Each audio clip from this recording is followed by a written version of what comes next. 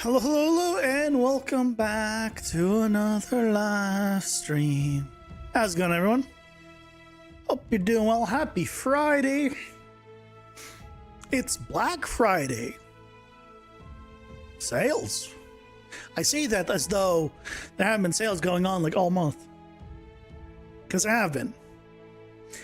It's not that exciting anymore. Pretty soon, Black Friday will be a year-round thing. I have a feeling. It used to be the day of.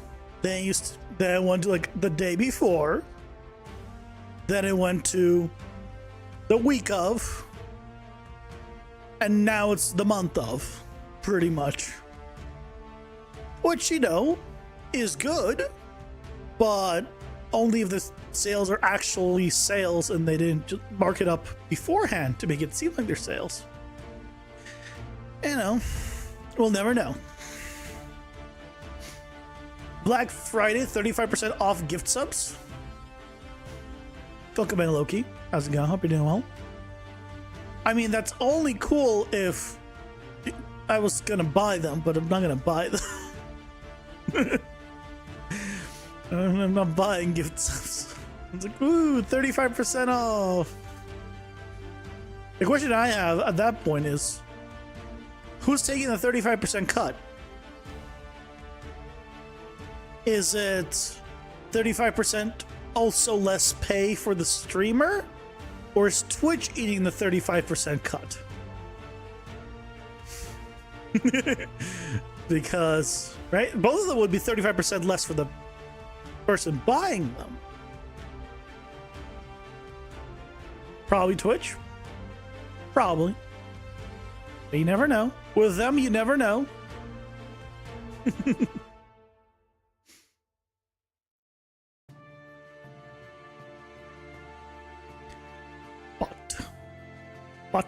But.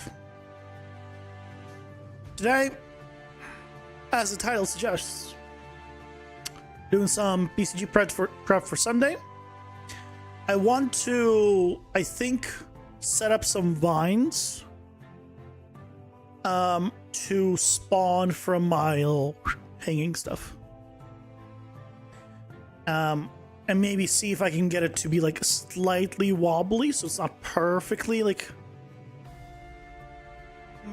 straight, and then go from there.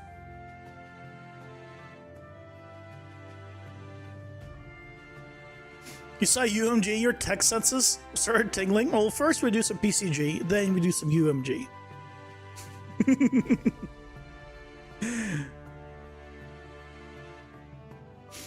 Hey, welcome in. How's it going? Hope you're doing well. You want vines from your hanging stuff? Kiki. Hell yeah. All the vines. It's not that kind of anime.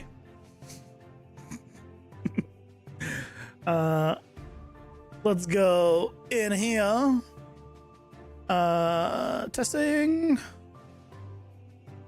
I called it a bridge because I was thinking of originally making a bridge, but then I didn't make a bridge. So if I have a few spheres,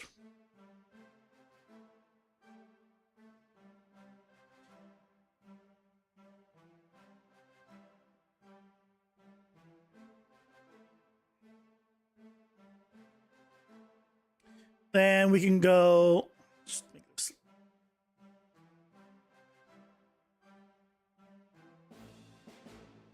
If I have something like this, I can then go to PCG, paint, bridge tool, which is not really a bridge tool anymore. Oh, let me deselect that. Bridge tool. And then we can click and click.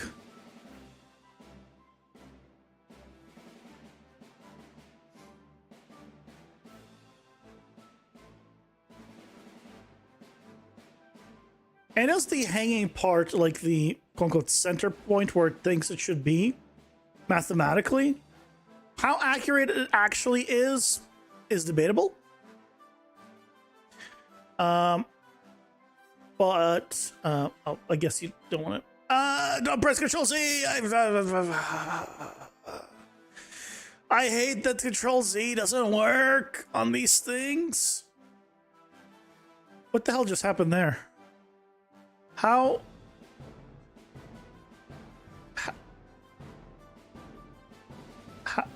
did they place it on the other side of that sphere? Okay, maybe here. There we go. See, it's all fine. There's some issues with this, but it's fine. We will survive.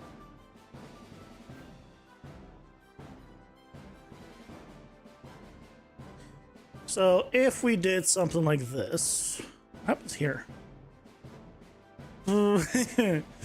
Okay, this kind of thing doesn't go, you know, there's some issues. You know, there's just some issues.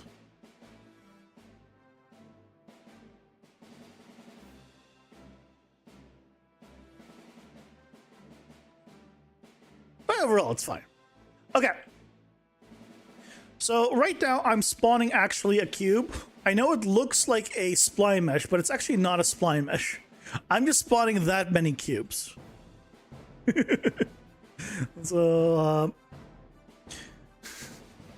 I'm using a spline sampler. So let's start with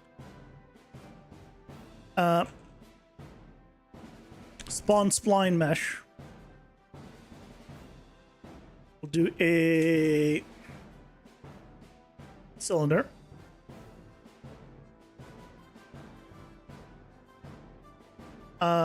And then I am gonna need to do a spline sampler. And then another crate spline. Because we need to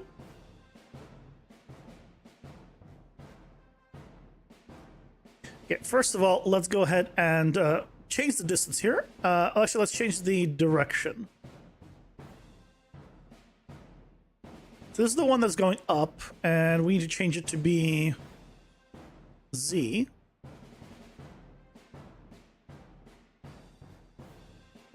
And then we can change this to be like, I don't know, 1,000?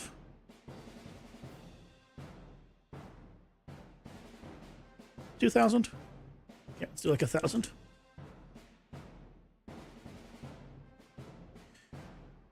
It does mean that it potentially won't touch all the way to the end, which is a problem. Ooh, if I do fit to curve, that fixes the problem, actually. Fit to curve. If the length of the spline does not divide evenly into the distance increment, the final sample pointer will not land on the end of the spline. Enable this to force the distance increment to be rounded up to the nearest value, which would yield evenly spaced samples across the entire length of the spline. Awesome, this is a great checkbox. Fit to curve. Okay, fix the problem. Okay, so now we have this. The next thing is, how do we override the material? Everyone says you cannot override the material, but from what I've seen, you can. I haven't done it myself, but let's find out. First, Pixel Bridge, 5.7. Still works?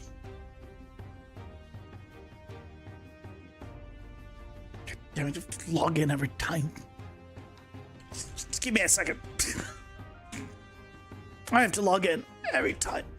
I logged in, like, it should use the fact that you already logged into the Epic launcher. Just use the information from there. It's fine. It's not gonna, you know, kill you to...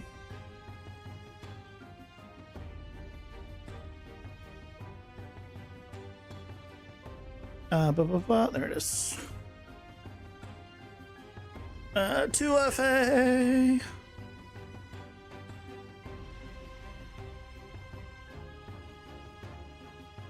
Okay, yes, continue. We're good?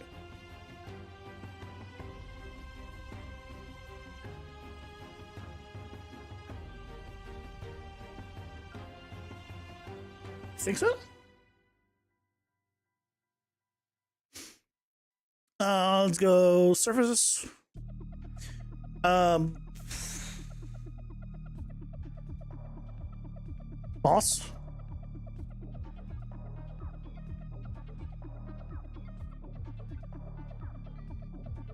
I mean, what would be good for vines? Probably nothing. Something with dirt probably wouldn't really work. What if I just search vine? Brown leaves, forest floor, mossy forest floor. Sure.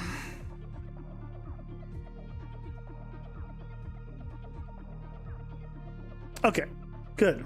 Pixel bridge still works. So now I want to override the material. Override spline mesh component, over spline mesh parameters, override spline mesh descriptor,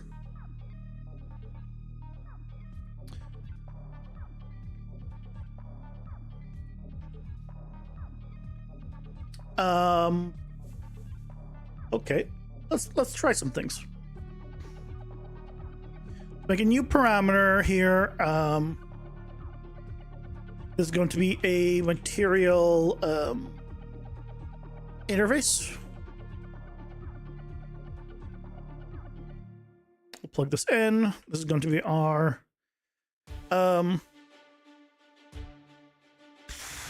cable material. Or I guess vines. Vine.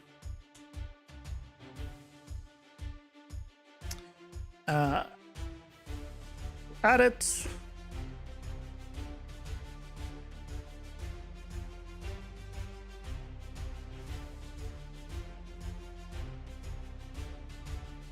Use it and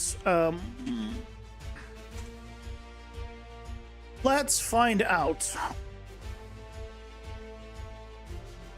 Could we override? There's no internal name. So a lot of times to override things, you just right click and you just do copy internal name. Materials doesn't have an internal name.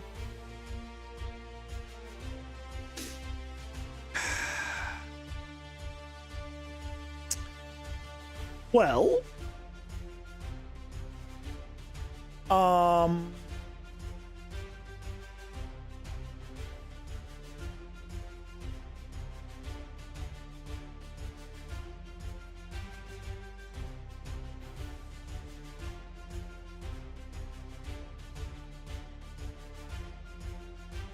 could have sworn you could. I'm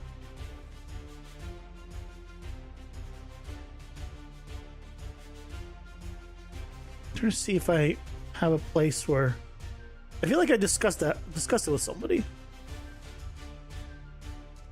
But maybe I'm crazy and it's not a thing.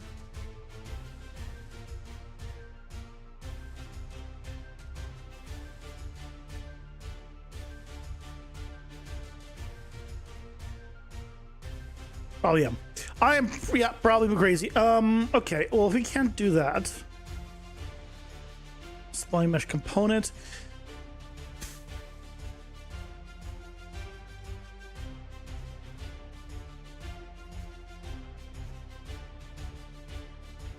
Spline mesh component. We could try doing, well, this is spline mesh parameter.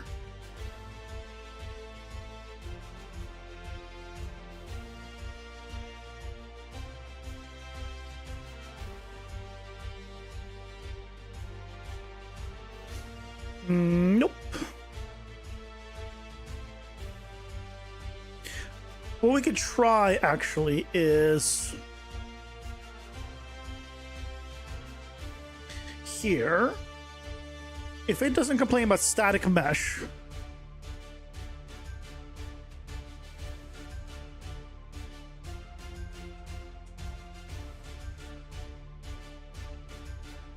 it's not. Thanks, Unreal. I just wanted you to not complain. I didn't want you to crash.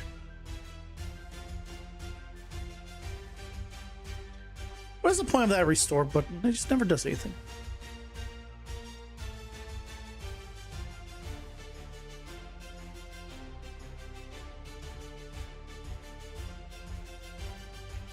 Speaking of crazy, you could have sworn there was a way to push down a landscape by spline data instead of spawning stems, but it appears to have been a Mandela effect. You could use landscape splines and yeah, do whatever you want.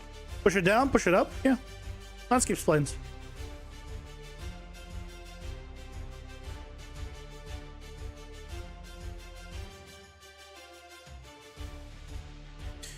Yup.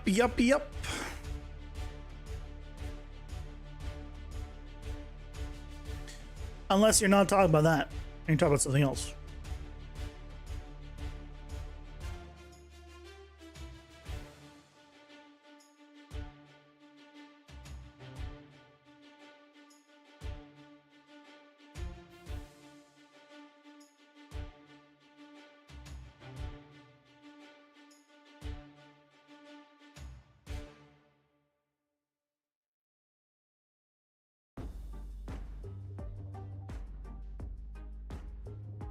Okay, so again, going back here, it's complaining that this doesn't exist.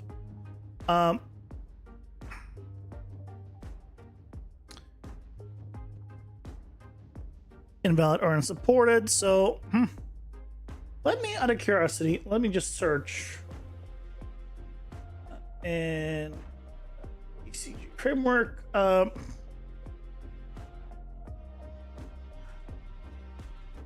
Spline mesh material.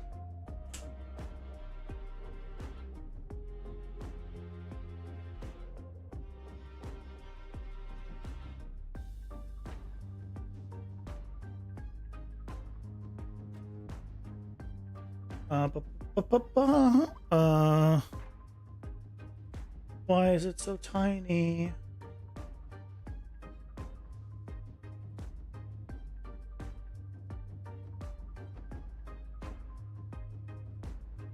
Oh, it's a whole custom setup. Apply the material. It's not actually like using the overrides. I mean, the one you can set up in a PCG graph. You wanted to turn the Voronoi cluster into an actual landscape being pushed down where the cells are and spawning your rice plants in there. As far as I know, the only ways to deform a landscape are the landscape patches and landscape splines. As far as I know, that's the only ways. Nothing else will deform the landscape. Obviously, there's displacement, but that doesn't count. It's not really deforming the way, you know, you create mountains out of it, so.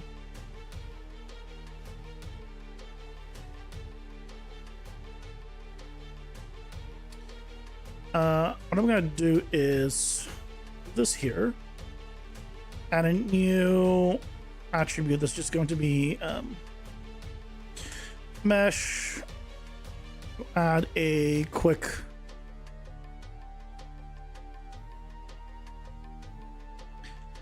static mesh. I just want to test.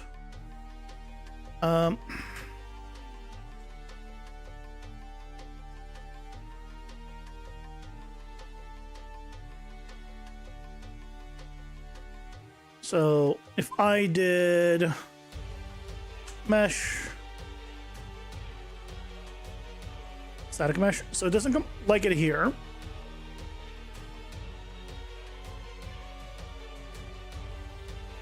It is called static mesh. Okay.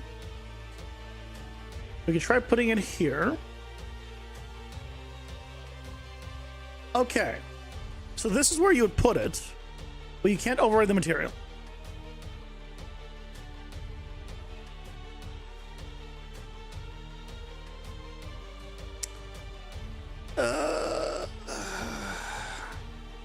Why not?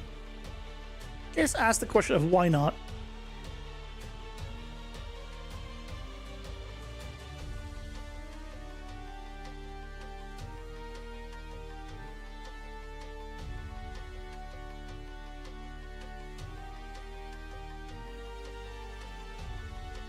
Why can we not override this?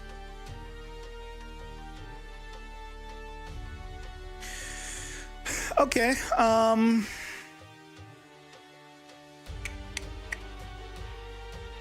fine.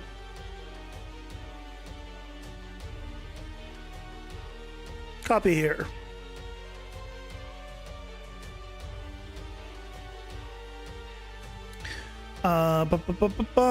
Let's go to mega scans.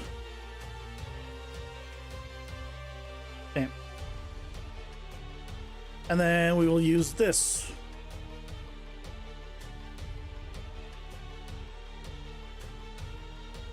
Ta-da! We have overridden the material.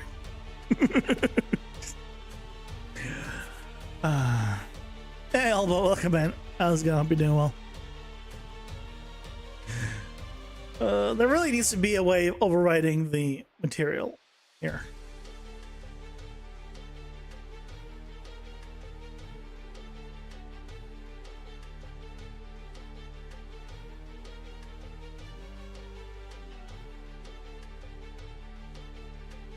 If there's light map resolution stuff, there's all the mesh stuff, just not material. Oh wait, overall material. I'm so blind. I'm so blind.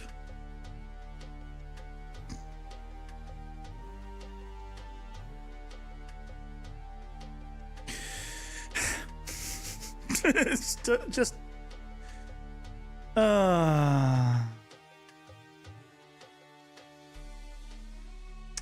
it's okay. Can I just excuse myself as being Friday?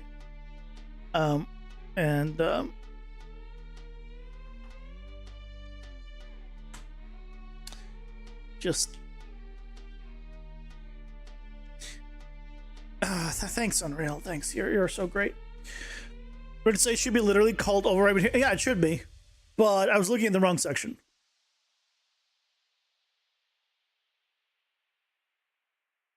At least I literally just saved. So, you know, there's that. We did not save. Oh no, I did save here. Okay. Okay. So a couple of things I want to do is I want to make the spline not as clean. So I'm going to add a transform points.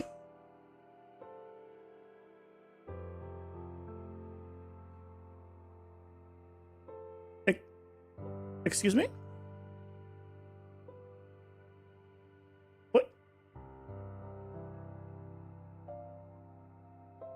Where did they all go? Why did they just disappear?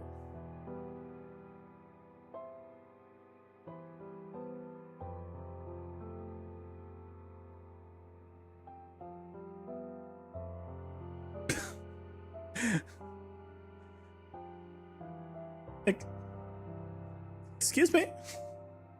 Why you disappeared? Okay, let's just put that back. Okay, thank you. Just stay there. I appreciate it.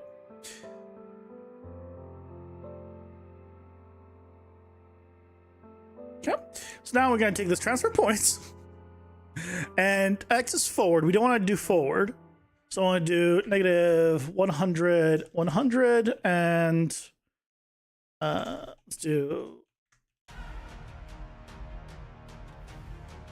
something like this, right? It's still overall in the right direction, but is just a little bit wobbly. We can do change the scene, a different wobble.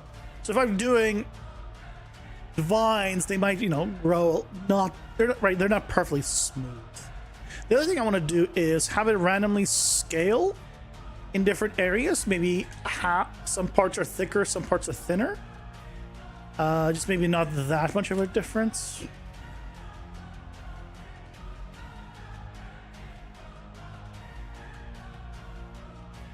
Right.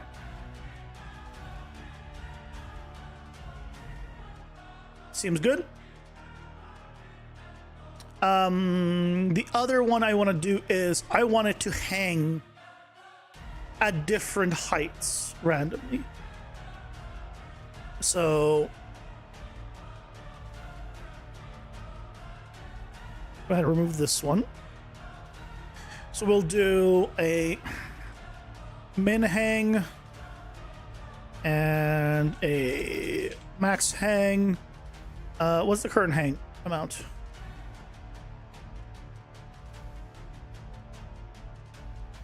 Um,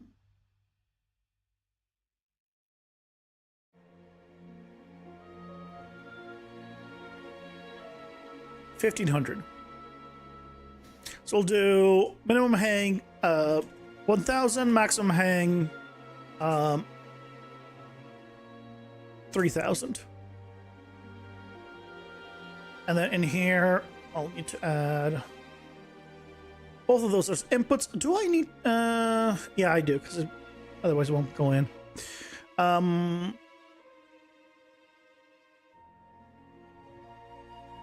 Where's the attribute? Attribute set.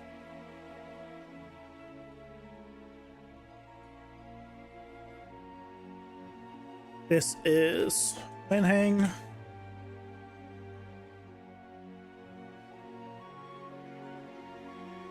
Max hang. Blocking things.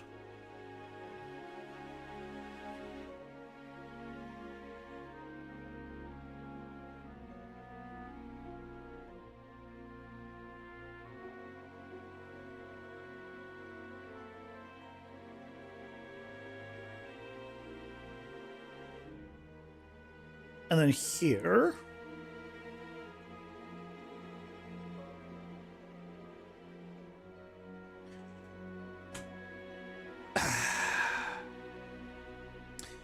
thank you, Unreal. You always know what I want. That was exactly what I wanted. How did you know? I do get, no. They haven't introduced the blueprint style of getting the inputs.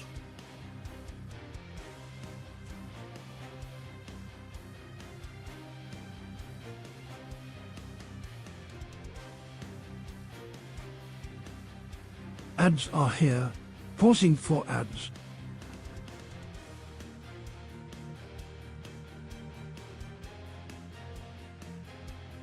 Ads are here. How dare they? How dare they on this lovely Friday?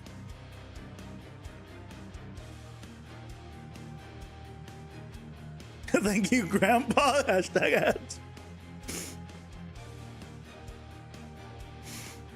I was looking into the TTS stuff, and apparently, like, one of the ones I use is TTS Monster, and that has like 400 TTSs per month, like, limit, which isn't a ton, but I mean, it's enough for me for now, but it definitely won't be forever, probably, or hopefully. Because, right, I do one at, theoretically, 7, 7:30, 8, 8:30, 9. So do 5 per stream, 5 streams a week. 25 times 4. So we do like 100 plus or minus a bit on the TTS. So still got plenty of bandwidth, but one day, hopefully, will not be the case. Which is a weird thing to be hopeful for.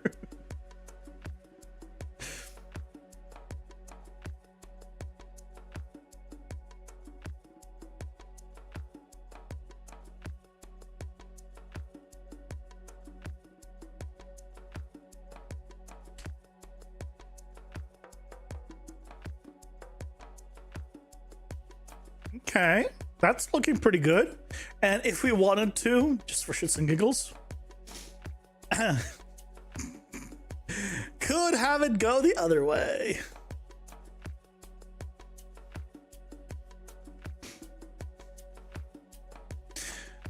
It's a good guts. He's alive. Welcome in. How's it going? Hope you're doing well. Happy Friday.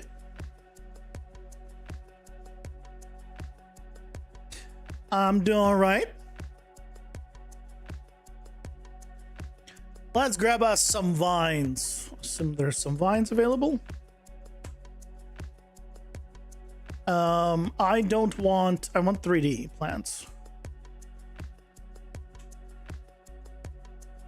There we go. It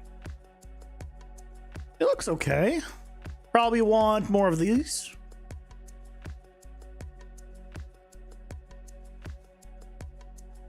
Sad for you, great for me.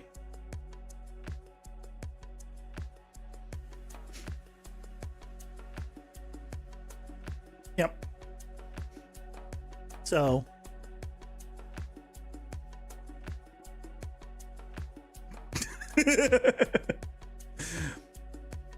Okay, let's see these plants. How come?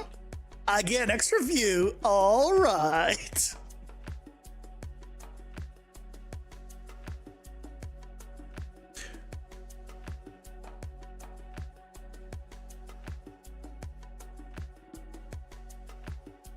What? What?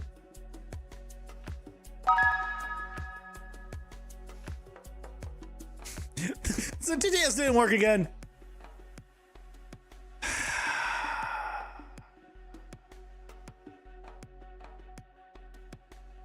Why it don't work? Why it don't work? It just works once and then it stops working. Look, everywhere I look, it moves away from me. What is this? What is the setup? Why is it doing that? The Alabama beach mouse, oh, there it goes. Polionotus amabates, is a federally endangered subspecies of old-field mouse that lives along the Alabama coast. Beach mouse, beach mouse, bixeech, bicheech, bicheech, bicheech, bicheech, bicheech, mouse, beach mouse, bicheech, bicheech, bicheech, bicheech, bicheech, bicheech, bicheech, bicheech, bicheech, bicheech, bicheech, bicheech, bicheech, bicheech, bicheech, beach mouse.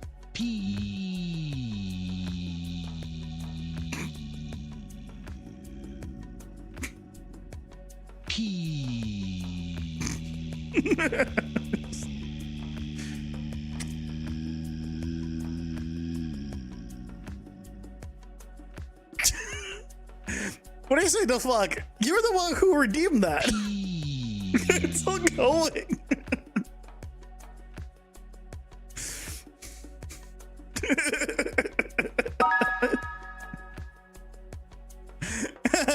Thank you so much for the resub. 15 months. Thank you, thank you.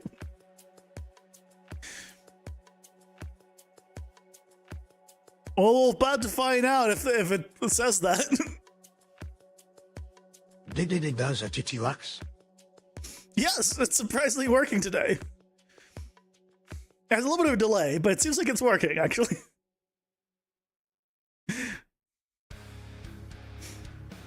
You didn't expect it to be like that? I mean...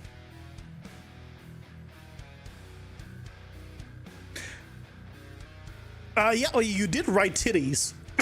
Which, you know, everyone likes some titties. But yes, you wrote titties, not TTS. Which, you know, is extra funny, honestly.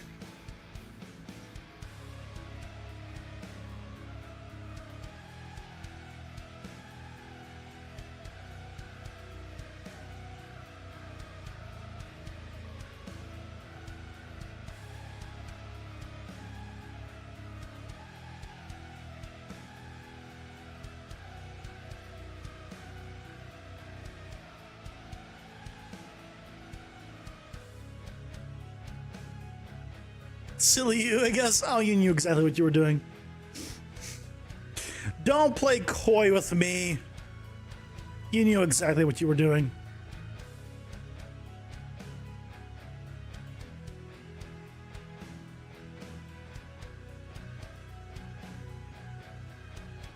Let's do absolute rotation.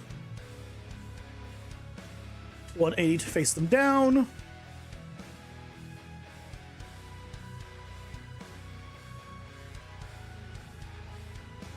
Another transform points here. And now we can vary them from like 1 to 2, and then rotate 360. 360. Nope. It was this 360. Why no rotate?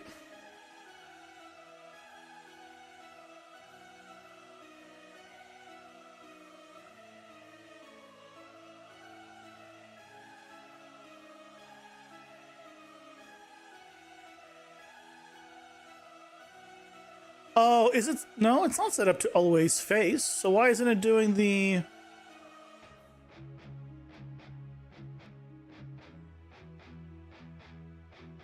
Is it? Oh, wait, what? What is on this material? Jesus Christ.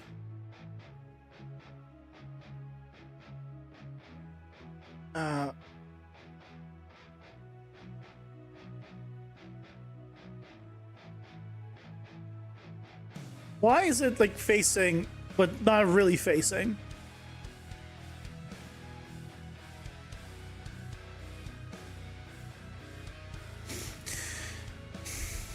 You're just passing by to say hi. You're going to bed now. Have a good night, man. Have a nice weekend. Get some rest, get some sleep. Next week, you're back in the chat? Wait, why? Don't, please tell me you didn't get fired.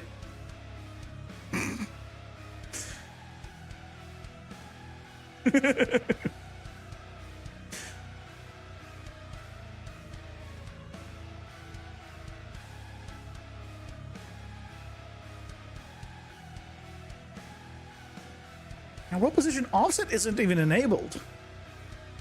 Why is it facing the camera? Well, you didn't get fired. Okay, let me rephrase that. Please tell me you still have a job, because that could also imply you quit.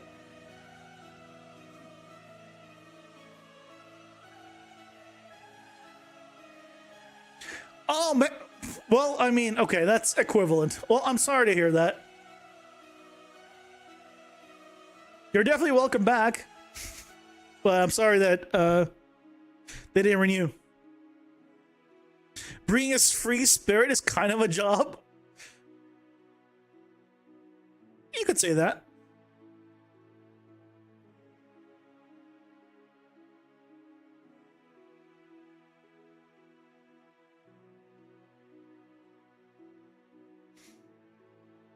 You could say that.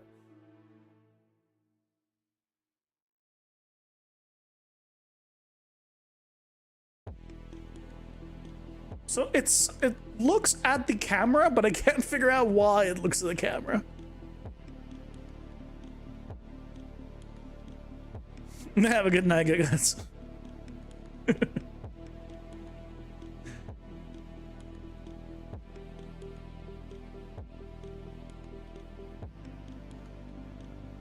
Like, I guess it's fine to keep, but...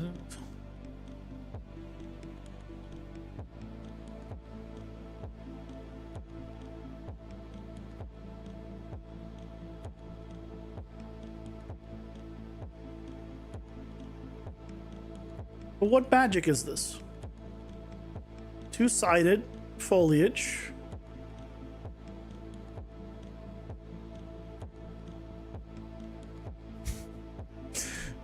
I don't know. I don't know what black magic this is.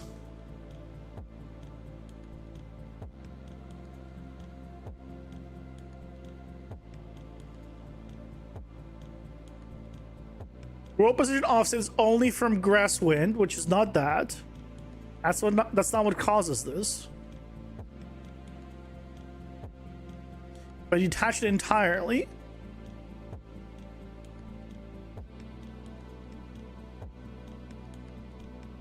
Wait, nope.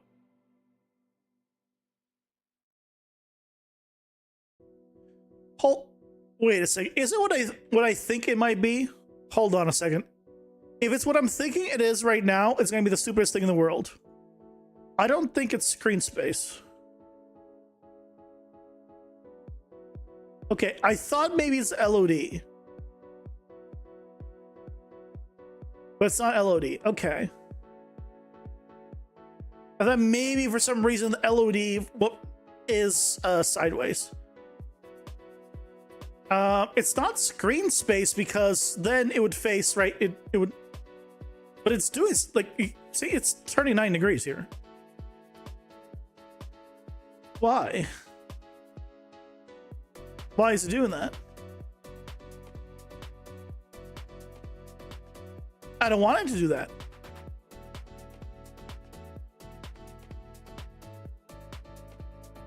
If I turn off everything, then it just disappears.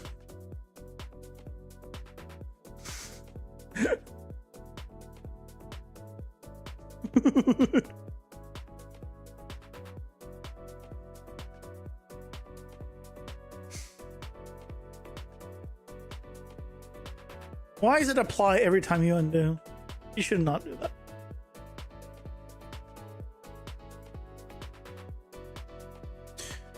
Well,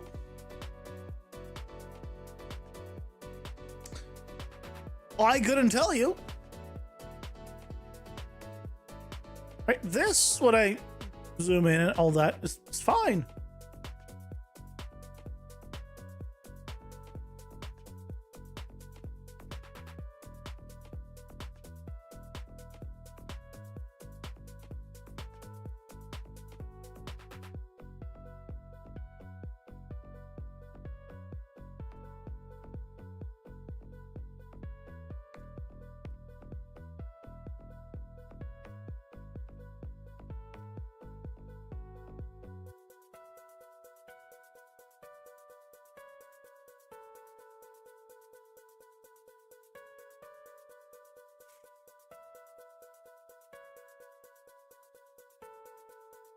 I don't know.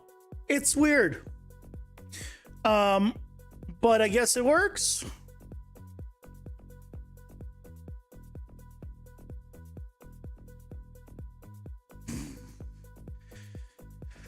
I freaking don't know.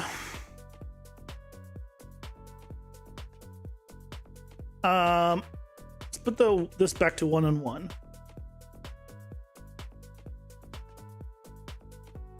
And then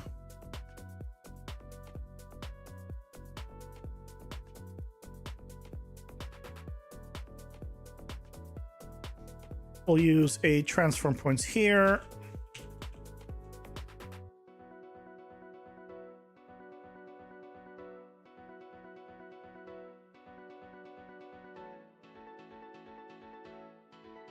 So here's what I'm going to scale it to be down.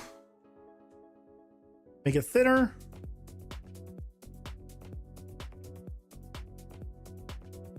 Hey, Leo, welcome in. How's it going? Hope you're doing well. Have you ever seen something like this? Look at these vines. They just turn. They turn sideways when I get close to them. What is this? And by the way, this also happens like on the ground. On the ground, it's also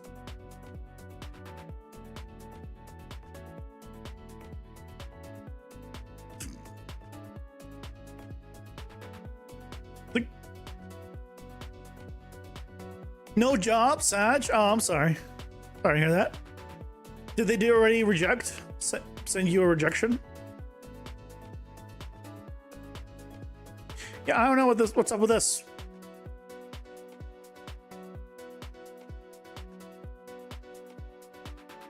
It's not LODs. I could try LOD, number of LODs 1. And then it just disappears. Oh, that works though. It no longer does its stupid stuff. Okay, so it was LODs for some reason.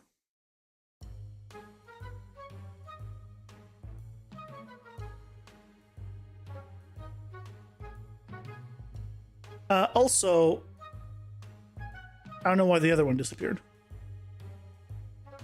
Okay. Let's go ahead and put in the other ones.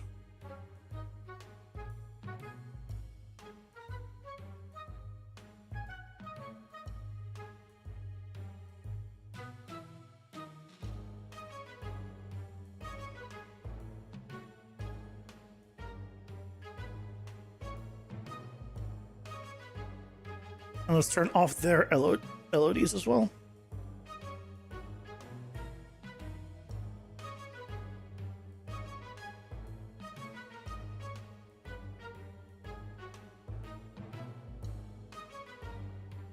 All right, so that's already starting to be good.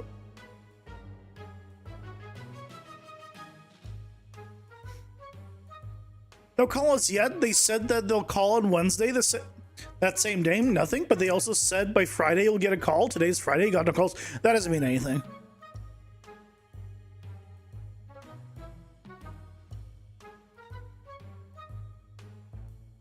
That doesn't necessarily mean, like, people will, like, that's just a normal thing. They'll tell you, oh yeah, we'll get back to you by X time.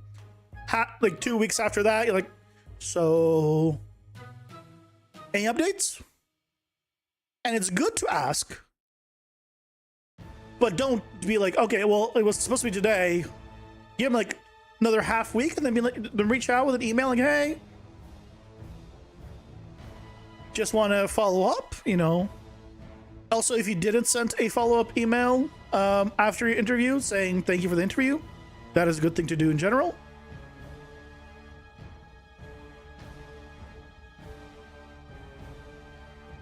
Yeah, do a follow-up, like, hey, any updates or anything like that?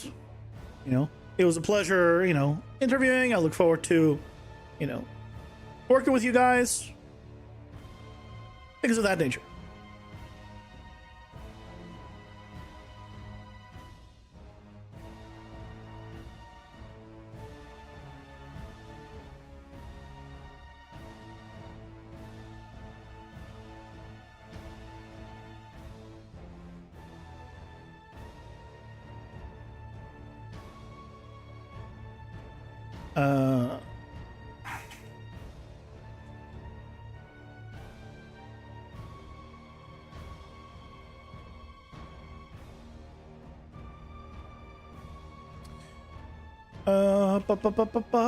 These, oh god, it's doing the same thing. All of them are doing the same thing.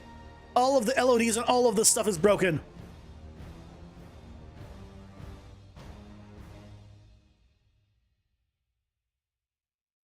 Not expecting anything. That's usually a, you know, a good rule of thumb in general.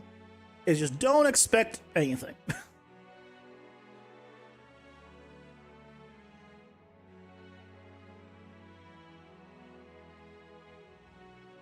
And then you won't be disappointed.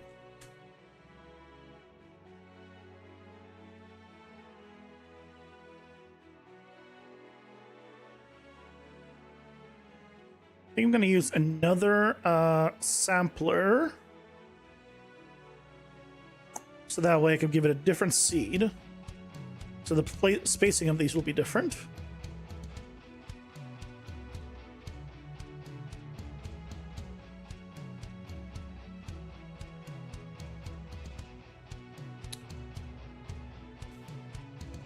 Why is it this way?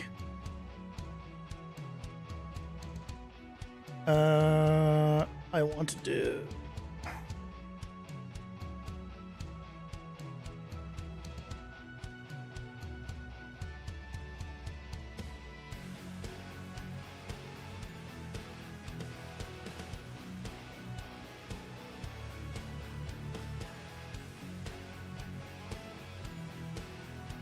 All right, so we're getting there. We're getting there.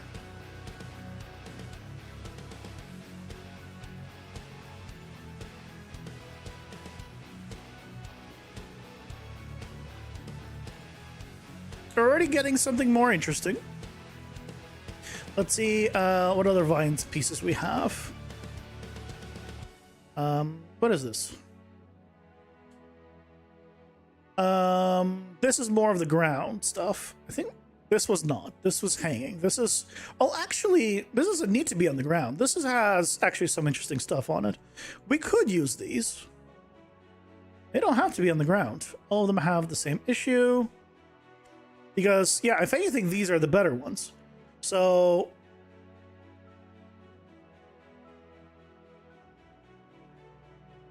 let's go and fix the LODs on these. By fix, I mean just remove them, because I don't want to deal with them. Because they're a problem right now.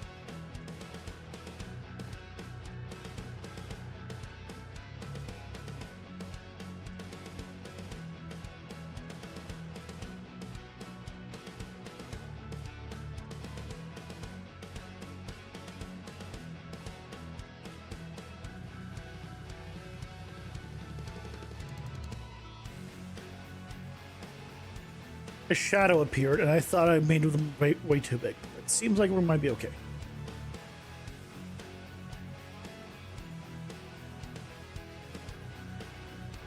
The other thing is they're kind of... I mean, that's looking a lot better, honestly.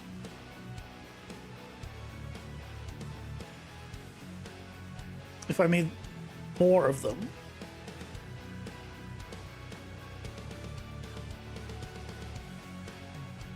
Right, and them now sticking up as well is nice. But give them a little more variation here.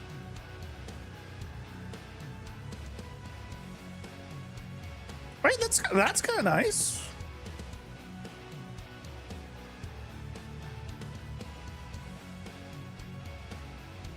Somebody I posted the original just rope effectively, and there was a comment that I got in the community post where I was like, well, there's already a rope tool in Unreal. What's the point of this? Which made me sigh a little because like they don't understand that the whole point is that it's PCG, which means you can make it whatever you want. All I was showing was the connection that you could do this.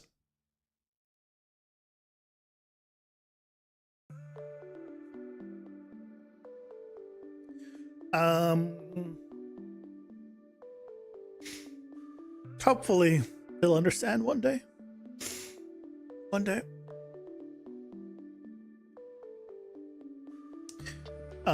What are you? You're not bad either. I'm not gonna use you as well.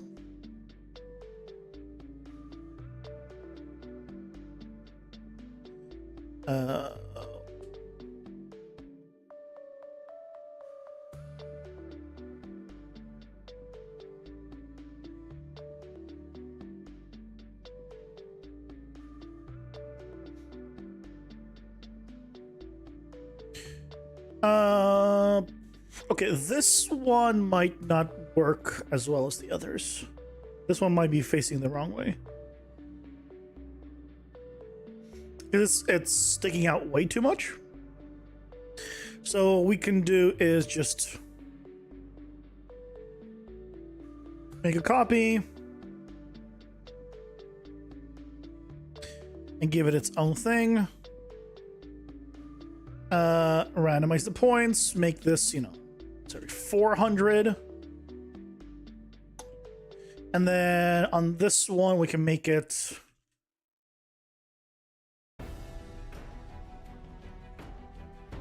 is it this that's the problem? Zero. Which way are they facing originally? Sideways? Yeah, they're facing sideways. We want them to face down, so it's this -90.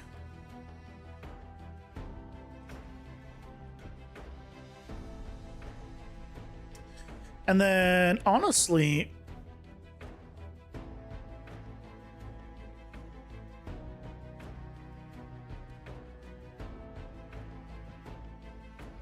to make those bigger,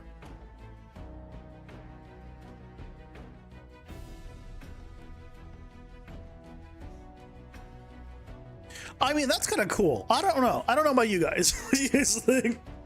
I kind of like that. We can make the actual thing here like more varied.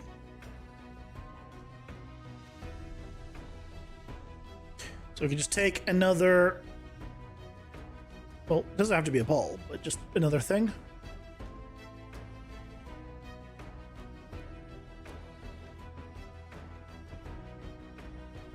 select this PCG bridge, quote unquote. It's not a bridge.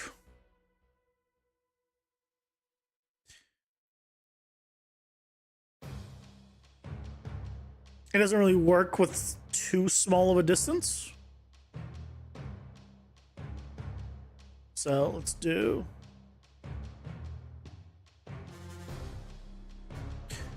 The other problem that it has, actually,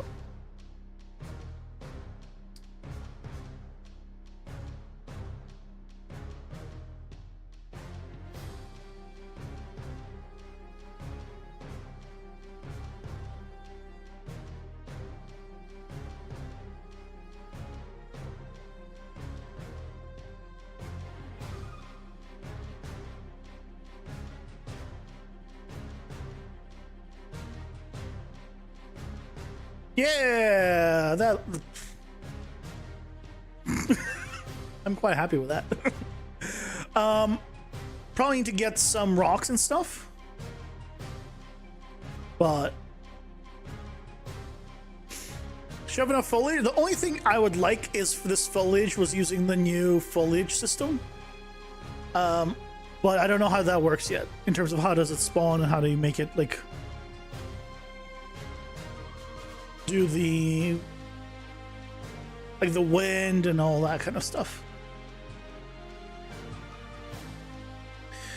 I don't know how to do that yet.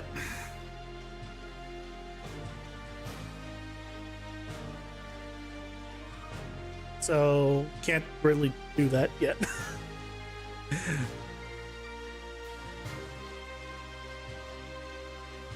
It could be maybe a new foliage system. I mean, it could be nanite, but it just wouldn't be. Because I think the new system like requires like it to have bones and a whole. So it's a whole thing, and you can't just plug in your own type of foliage. As far as I know, it has to be its pre-made trees, and then you've just modified a little. So I don't think you'd be able to do this anyway with it.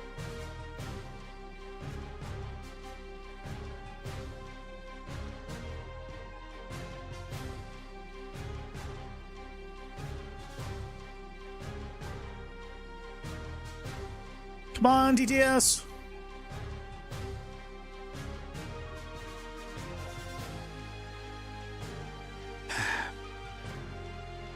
He doesn't want to.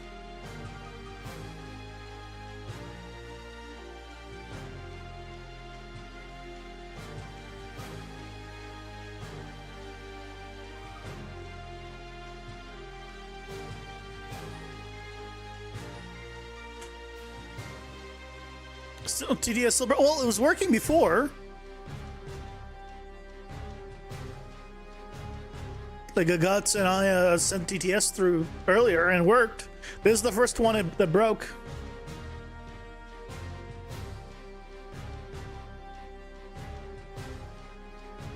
I don't know if it's trying to. The thing is, I wish I could see what it's randomizing onto. And my guess is there's just some that are broken. And what I need to do is just go in and just go through all of them. Well, all of them. There's so many. Go through like tons of them and see like, hey, do they work? If they do, add them, and then it'll randomly pick between like a preset ones that I know work. And that probably is the thing. We hit Starlink sometimes. Why was it like half a year ago you had 70 to 80 MS and now you have 120? 70 to 80 is still high. Was also high, rather. I'm sorry that it's so high for you.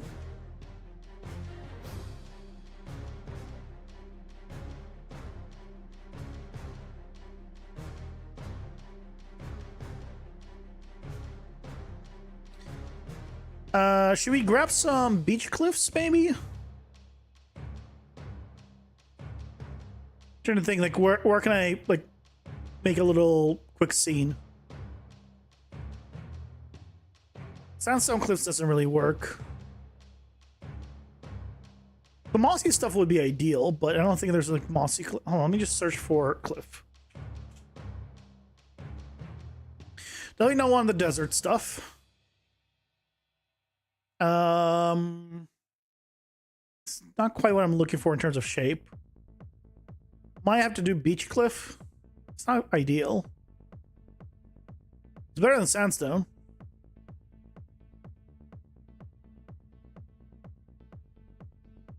Or the desert ones.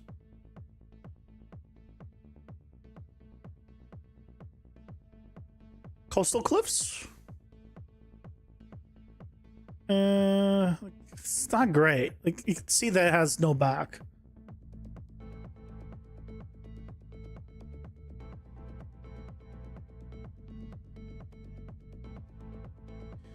Quarries.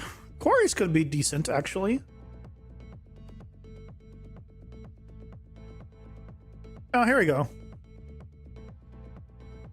Yeah, there's not many. Like, that's not great. This is okay.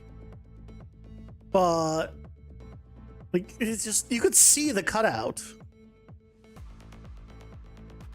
That's the problem with these ones. Right? Like, this is just, it's not good.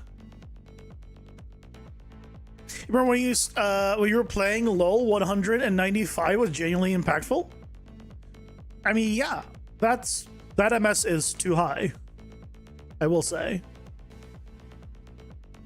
Like, I would struggle, I think. I'd probably get used to it, but you'd definitely be at a disadvantage. Let's go with the ones we were kind of looking at before.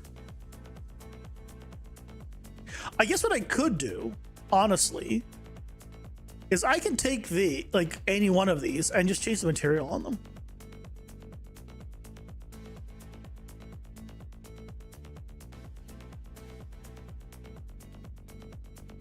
But I don't know, let's just go with what there is.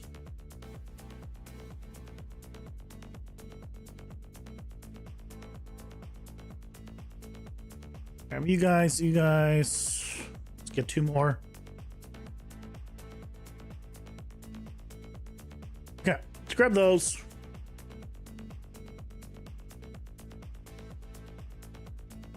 I don't know. Actually, yeah, let's go make it.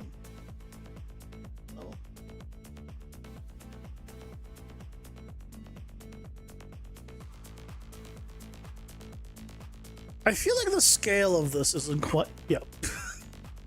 I was gonna say, I feel the scale of it is a little small. Why is it so small?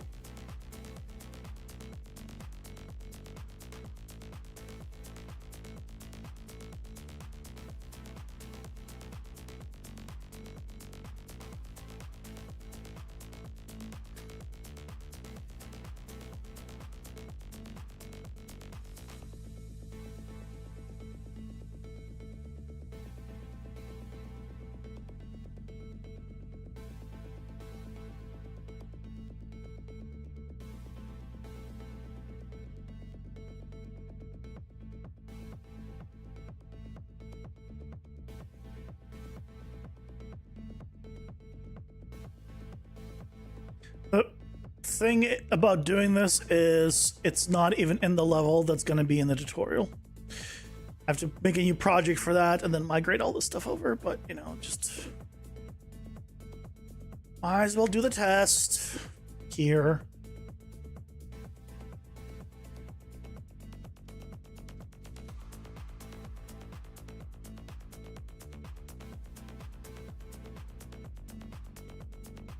If I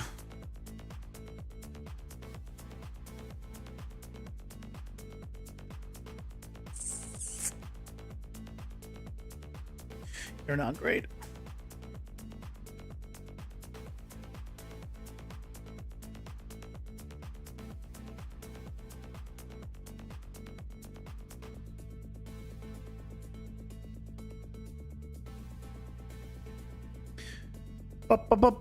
And then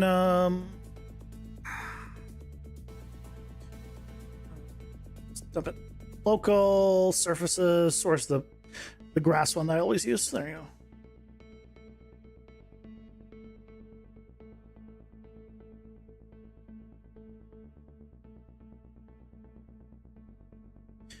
go. And we just do these.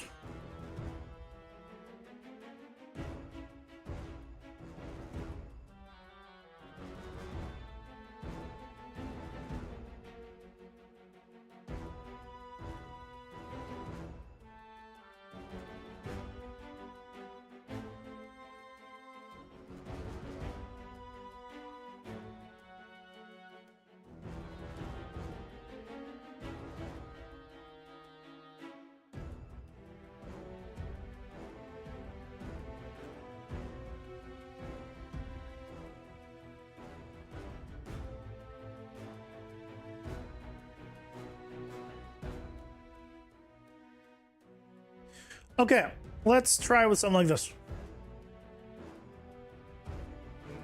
Save it as demo test level. Okay, so if we now go to BCG, paint, because this is probably going to be way too big, so which is what I wanted to test.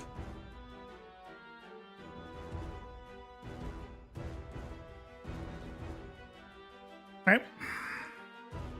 So let's go ahead and modify this BCG graph to not be absolutely massive. And the reason it was massive is because we started with the huge cylinder, and that was the problem. Everything became super massive because of the cylinder, basically.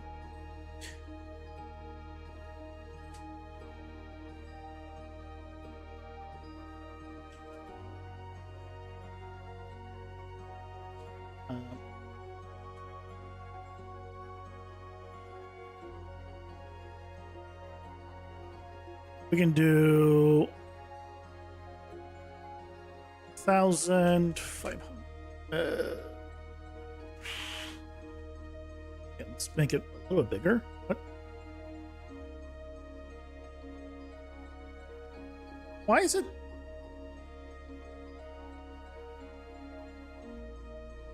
Okay, just.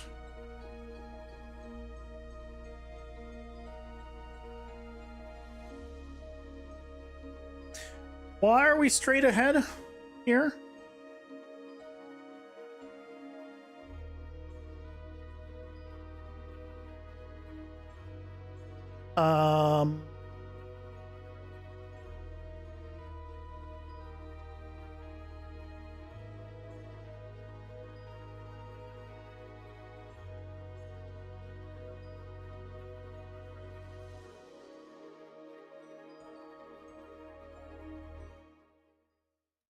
Why are we not bending? It's because of 0.05, 0.2. It's because of this thing. No, it has the points down below.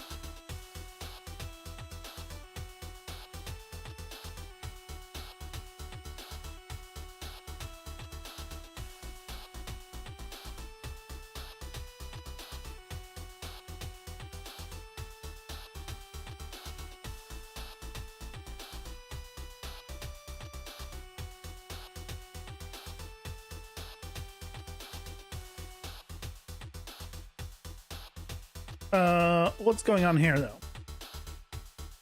3 points. 3 points. I see the I see the splines here. Oh, it's because distance here. I'm an idiot.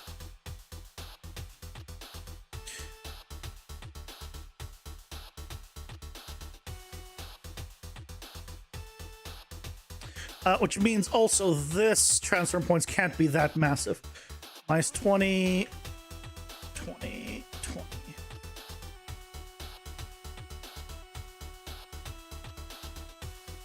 Okay.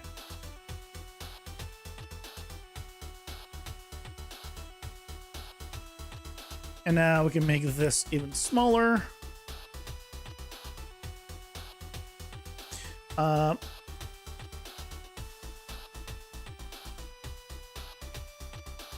And then with it selected, go here.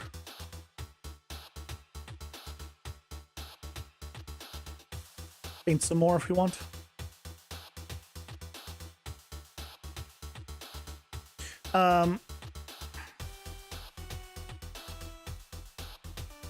Let's give that one.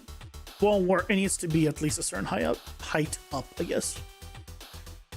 I guess what we can do is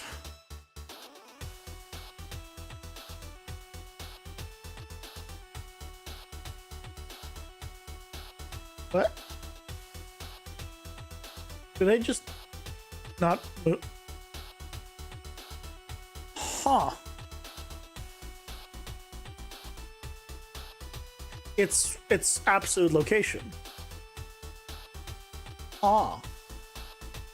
That's good to know. It's absolute location. It's not relative location.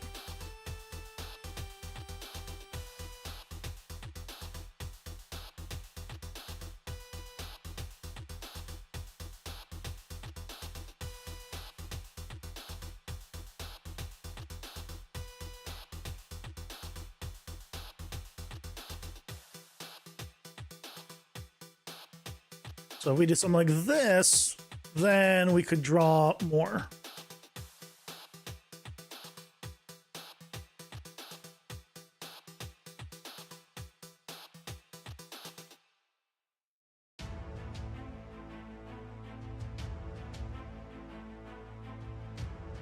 And then we can tweak the defaults here to be, I don't know, like 150, 300. So it's not as hanging.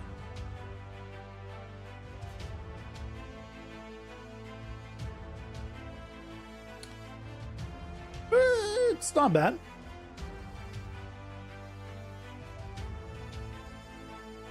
It's not bad. Now, the issue with this is once you draw all this,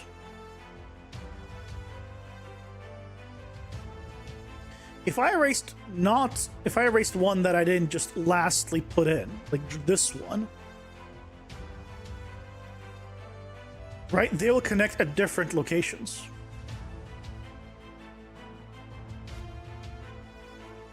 So now, for example, if I remove this,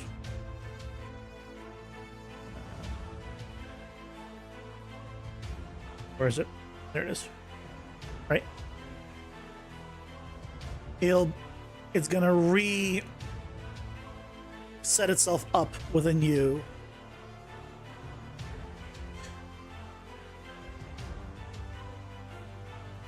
connections with the way I do it.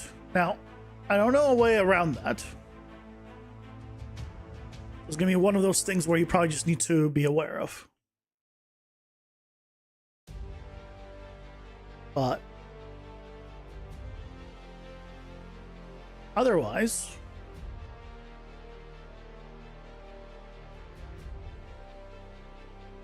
I think that works pretty well. I think that's going to be the tutorial for tomorrow. Get to hit the hay. Have a good night, Aya. Thanks for stopping by. If it runs by the Thumbleweed, give it a good smack. It shall not escape. Okay. I'll make sure to do so.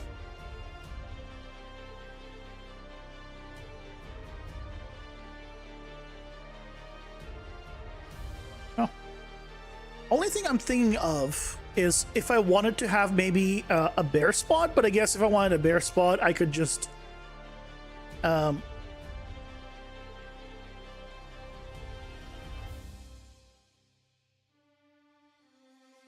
I could add an empty one to these and make it like 10 times more likely. Not an ideal version of that, but ideal, I guess. Actually, no, better yet. Well, I don't need to do that. That seems silly. What I can do is before the sediment spawners, I just do a select points,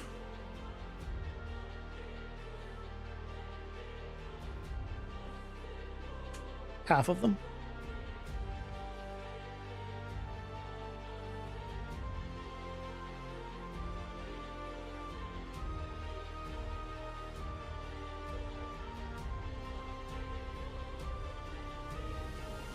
Obviously, it'll create gaps. So if I kept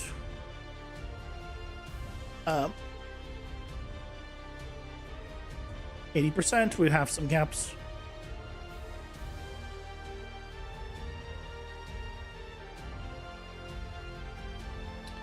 But I think it looks fine. Also, you can create a volume or something if you want to like remove things from a certain area. But cool. I think we got Sunday's tutorial figured out. I really like the PCG tool mode stuff. It has issues, for sure. It needs some bug fixes for some stuff, but overall, quite pleased. Okay. With that, let's go ahead and jump over to game dev stuff and UMG. Which means, let me check actually. Thank you for popping up. Let me check you. I want to see. Yeah, you have the latest. The Intel one. AMD. 5.6 still. I guess I probably should check this like 5.6. Probably should check this once a week. It's Friday. We can check it like every Monday. It's definitely not going to be updated this Monday, but that's this last stuff. And AMD, DLSS, and FXS are the last things I need to update. In the meantime, load them up.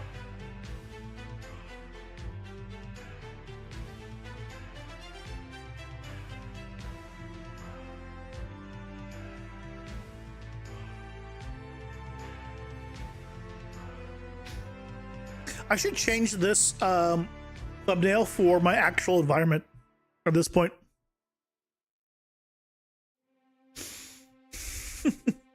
It'll look a lot better and be more accurate for what the actual game is.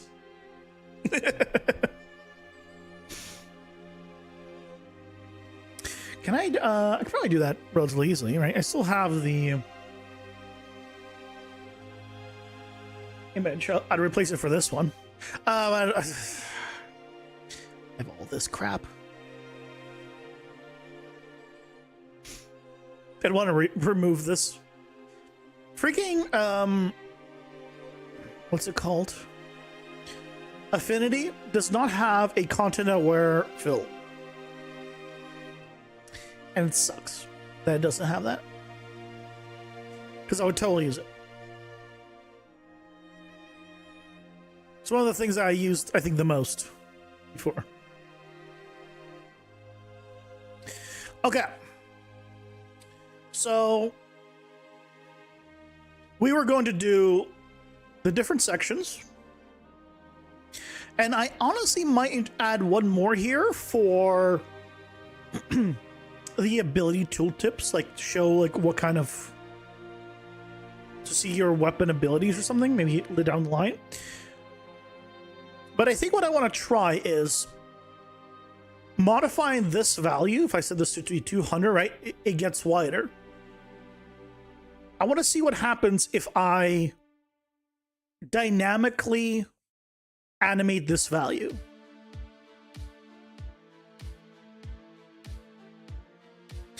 I don't know how it will work, but I want to start with that. So if I did window animations,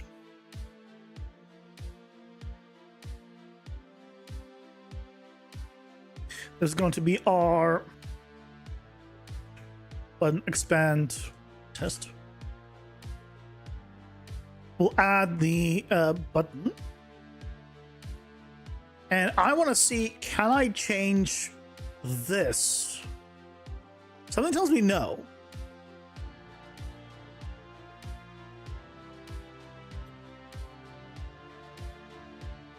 No. I can't change any settings basically on it. I get a trigger repeater. Adds a new section that can trigger a specific event at a specific time. But I need to animate.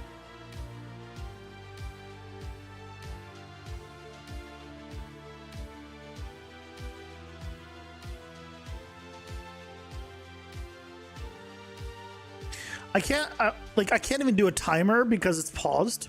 It would need to be on tick. So I could theoretically do it on tick.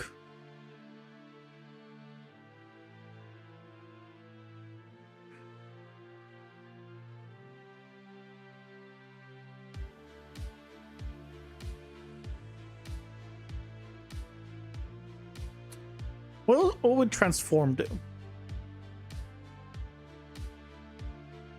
Yeah, transform is actual transform. It doesn't actually abide by anything. Okay.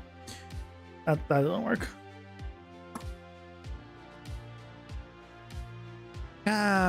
So we can't animate things here.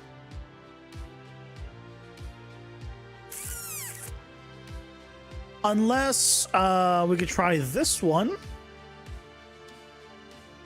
No. This just modifies the horizontal box.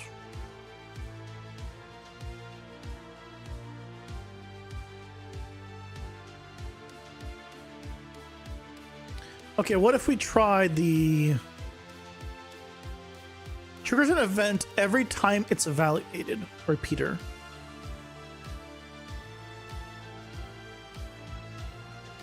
Well, how do I now set it up?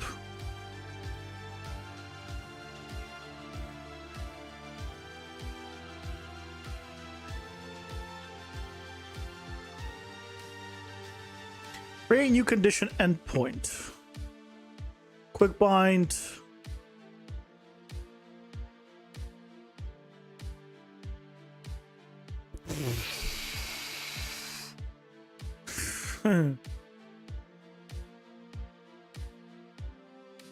This is not what I'm part of. This is a whole thing. This is not what I'm looking for clearly.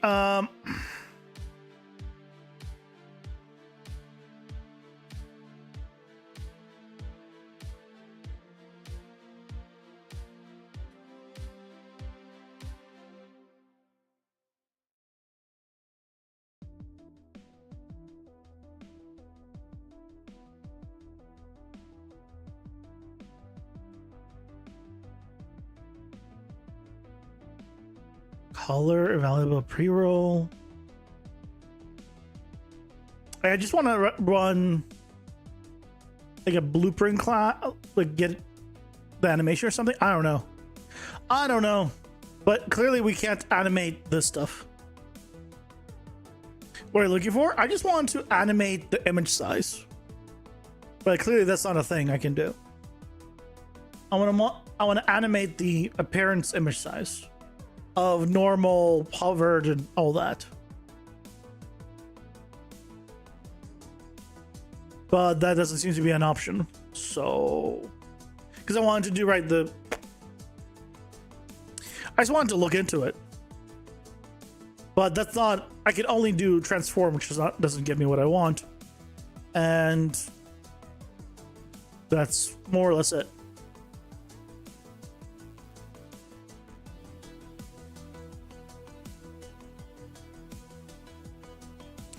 Boop. Okay.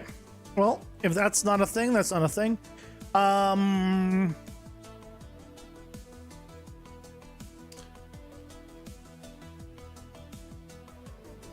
You only made some damage text items? All good. Okay, we'll keep it as this for now. Is there a search option for it? What do you mean a search option for it? For the animation, no, there's nothing there.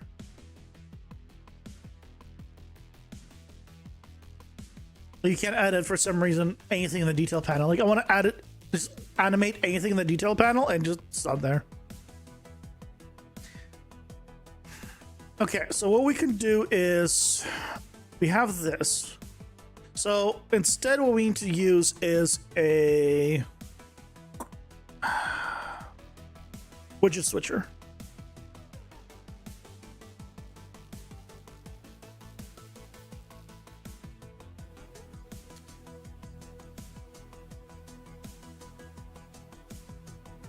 So instead of the widget switcher, we can go ahead and fill it in with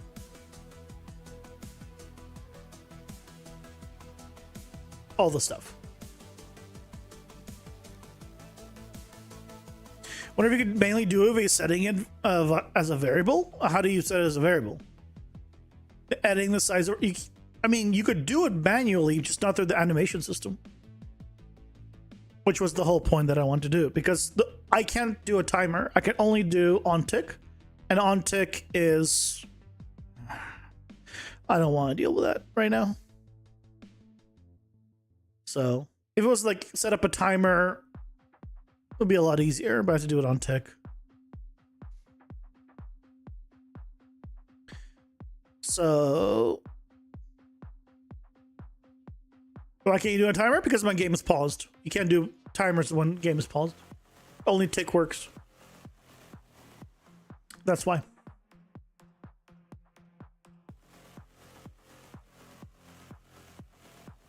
Okay, so we want to do a new one of these for each one. So we're gonna have the. So when we click on this, we can go down to oh, you need to make it all variables. This is button as I hear pause for as collected cards. See, that time it worked. Why didn't, I think it's just certain voices just don't work.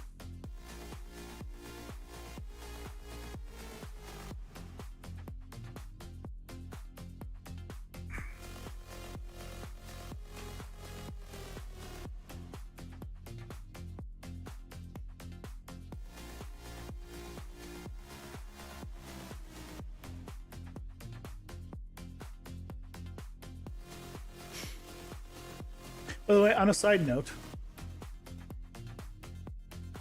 completely unrelated.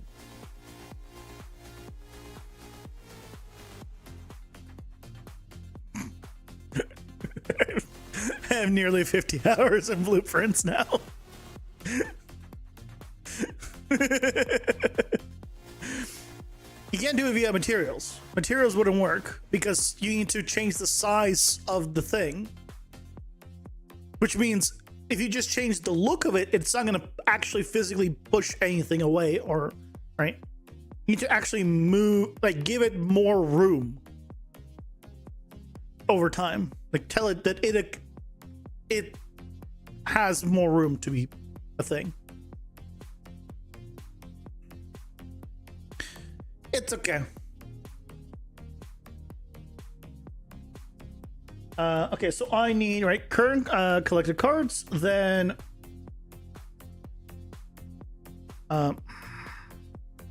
cards in deck, or cards left in deck.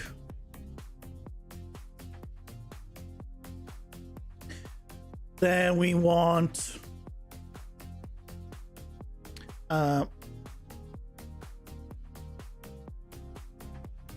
discarded cards.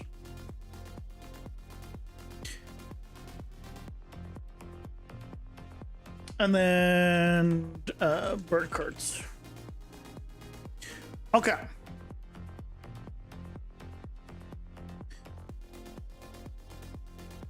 So I guess, well,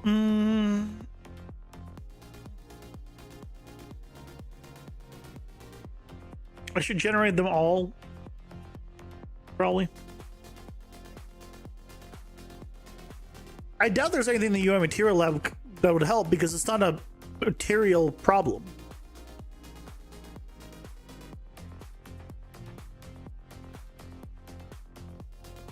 This is not related to materials. So I doubt it from that point of view. But I could be wrong. So this is going to be I'm gonna need to rename this. Instead of this is remaining deck cards. So collection grid panel, I'm gonna just dungeon collected cards.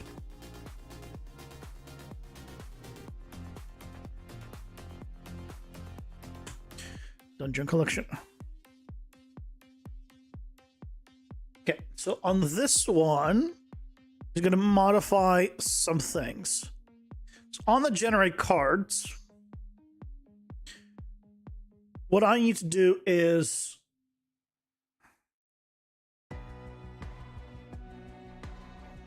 oh,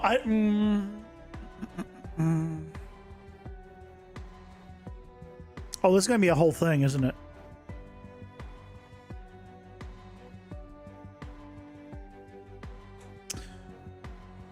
Because basically I would need to get the entire card deck.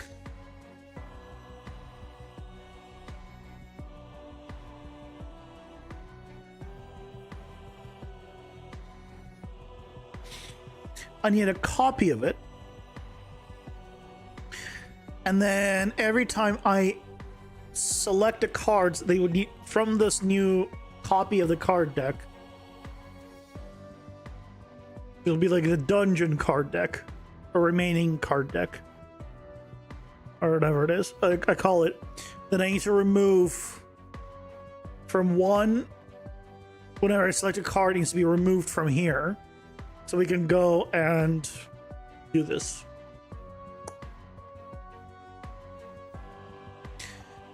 There's certainly a way to detect clicks via alpha greater than 0. I think at that point it might be overcomplicated for just 4 buttons. What does that have to do with what I'm trying to do? I don't understand. Detecting, it's not like I have problems with clicking on things. I'm sorry, I don't follow.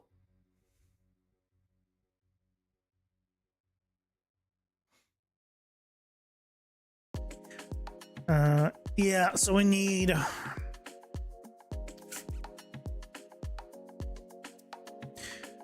game mode.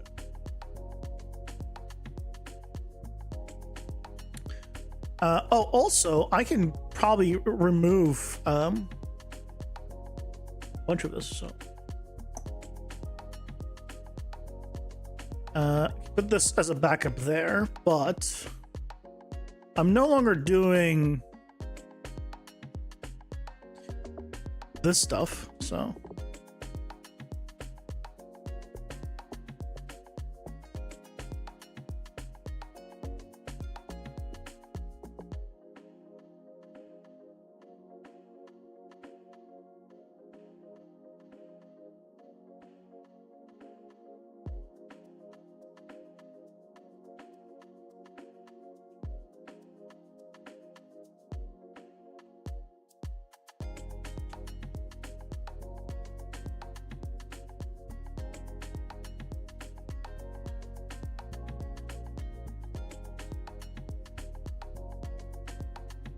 or thinking you set your max width for each button, but basically have it only show the icon section.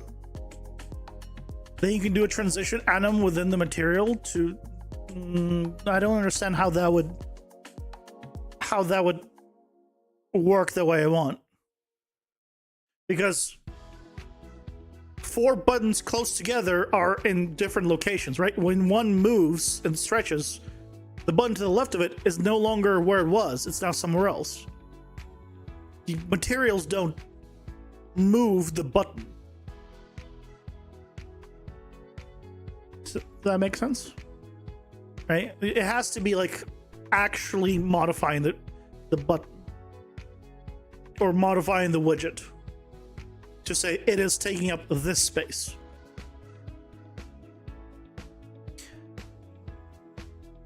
There's probably a way to do it.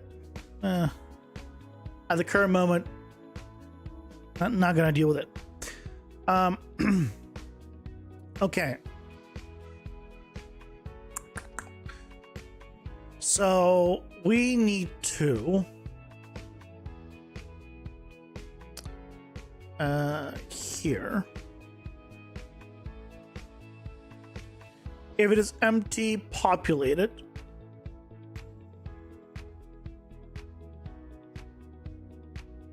No, actually what we need to do is do it on the game instance, I think. Yeah, game instance.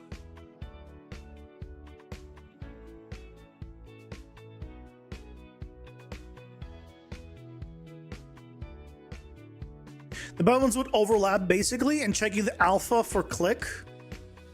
Oh, you mean, oh. That wouldn't work either because you can't just scale it, right? The corners would all have to like, that's, dear God, that's, no, that sounds like hell on earth. Especially because depending on what you type into it, it will be different lengths.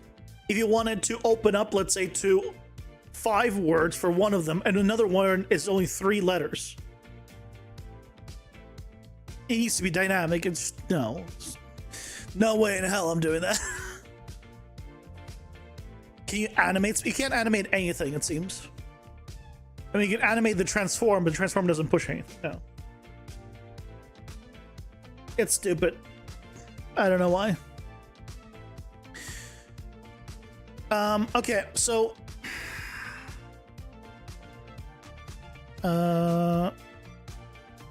we need to do reset game instance variables. So basically here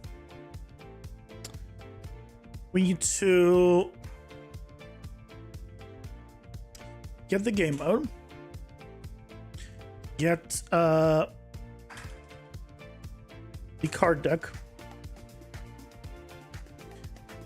and then we just promote this to a variable. This is going to be our dungeon card deck.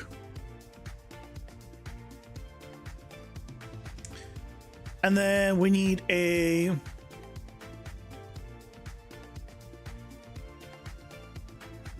new event here.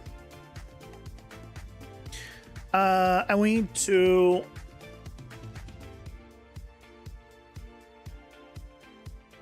remove card from dungeon card deck. It'll take an input.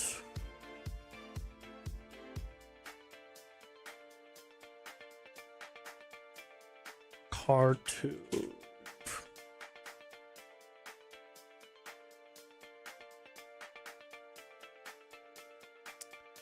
So then here we remove item. Remove that. Okay. We need to trigger this every time we select a card.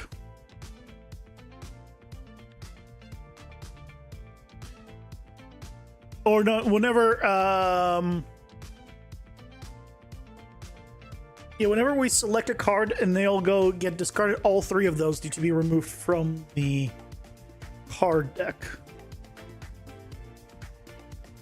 Okay, let's see if we can do this.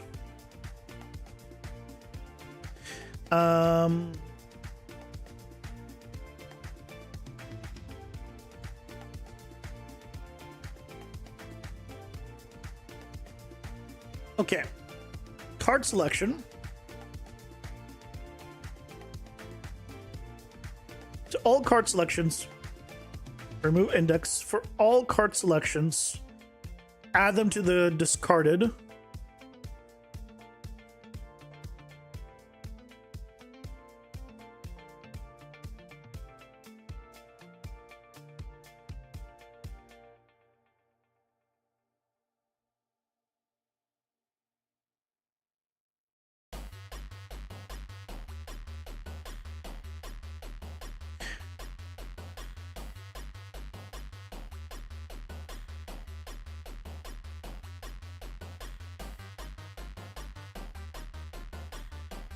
Activate card book, add card to collection. Why not? Wait.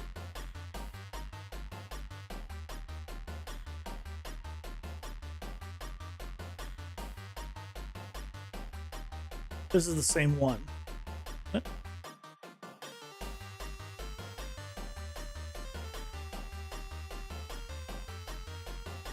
That was the same one.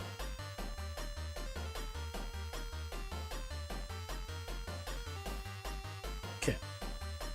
So here, we're removing it. So I want to do it here. So what we want to do is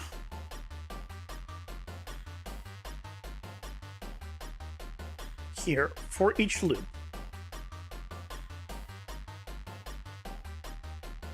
Get game instance. Remove card from dungeon card deck.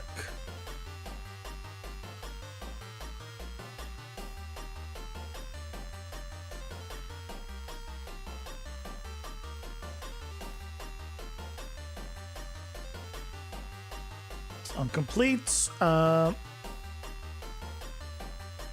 is all the same. So I just do view. What's up?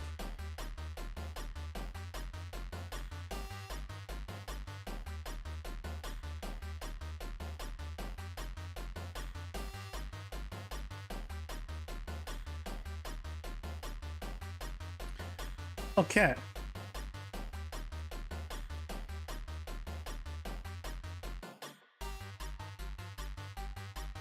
That should theoretically work.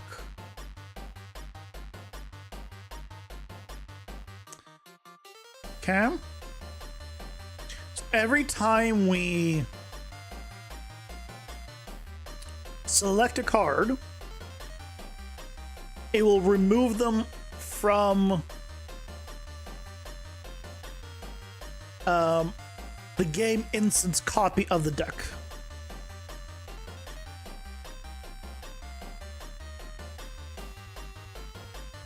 Yeah. And then here we can do get game. Oh, then we need to do the get remaining dungeon deck from GI or in GI. What I've been doing.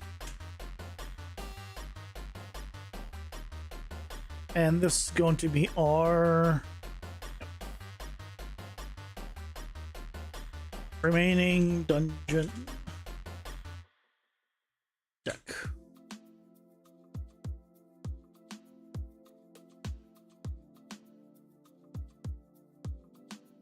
Okay.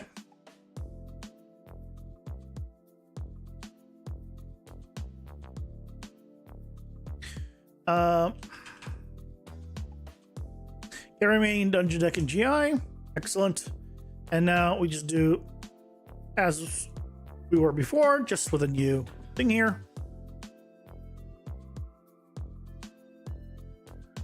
I'll do the same, everything else. Okay.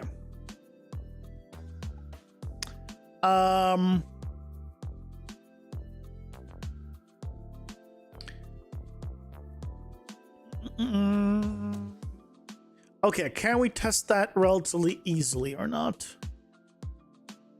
I don't have a setup for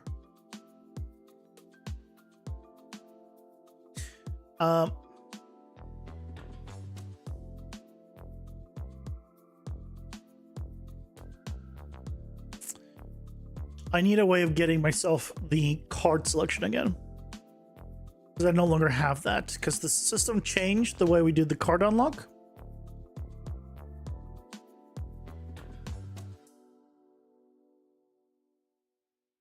And so my hotkey ended up not a thing anymore.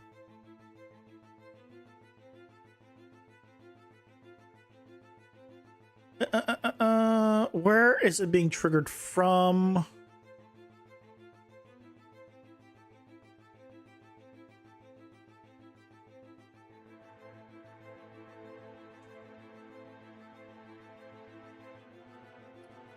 Okay, where's this from? Oh, I guess I could just trigger this, right? Unlock new dungeon card. Can I just do that? Stop searching! I don't care anymore. Close.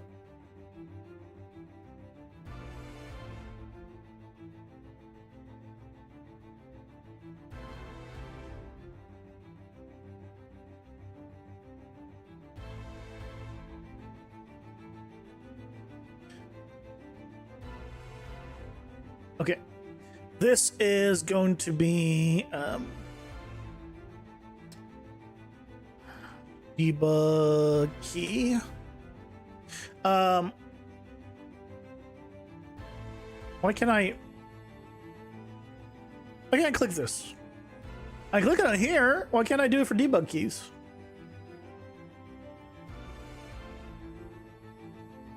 That's annoying. Debug key 8. Okay.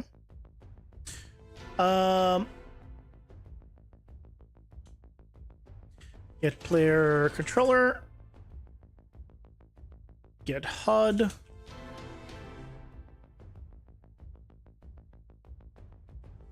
What's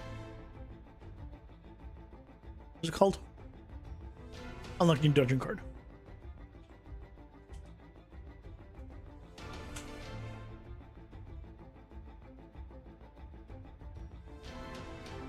Okay, let's see if this works.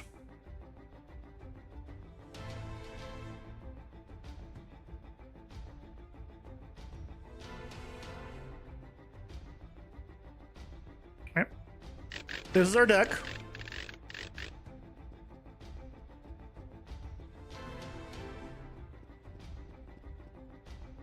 We come in here. This is pointless to check because I didn't actually set it up to swap between the two versions. I didn't actually I did the thing again, as I always do. I make something and I don't plug it in to actually be usable. Every damn time. Every time.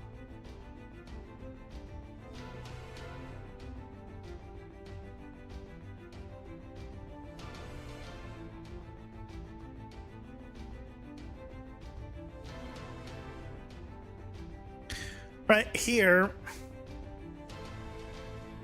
and you do dungeon collected cards. Although this is, wait, did I call it dungeon collected cards? No, it's a remaining card deck.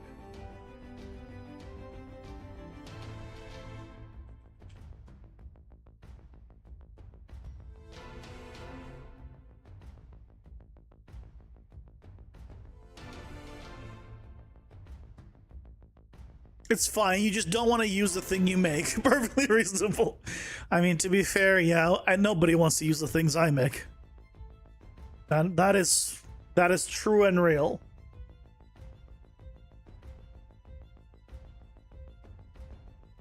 Let's do you. Scroll, scroll, scroll. Clicked. Oh, I guess I can just do it here. Well, what's the order? I need the order. And the last one's burnt. Where's burned, burned, unclicked. Okay. So then what we need to do is have the widget switcher, a variable. Then we need to do set, what's it called? Active widget index. 。 . 。 . 。 . . . . . . . . . . . 。 . . . . . . . . . . . . . . . . . . . . . . . . . . . . . . . . . . . . . .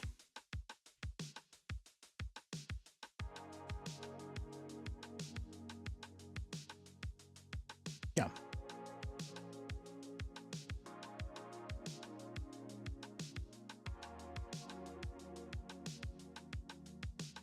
And then we just increment it up every time. I don't know what happens when you press the one that it doesn't have at the current moment, but you know, you just won't worry about that right now.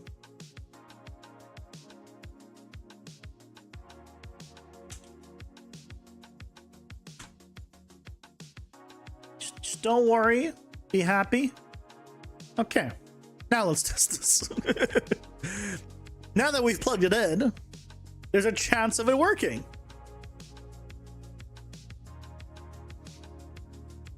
Let's find out.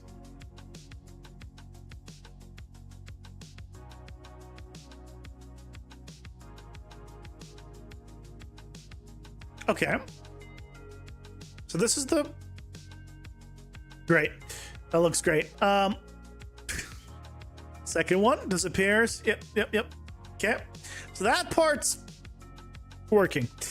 Then I press 8. Oh, 8 gives me a card to unlock. Okay, that's fine. Then I click it. Then we can go and grab... Wait, no, that shouldn't be... That's not working then. Because I should have seen my entire deck. Yeah, this is definitely not working. I should have seen my entire deck there.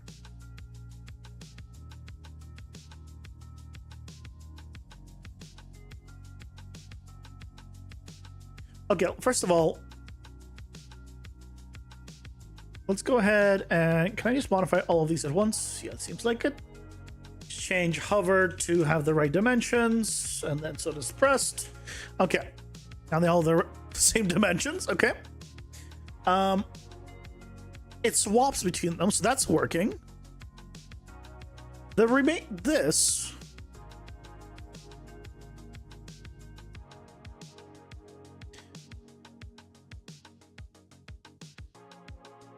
What are we doing here? We're setting the owning widgets. We're activating it. And we're calling generate cards.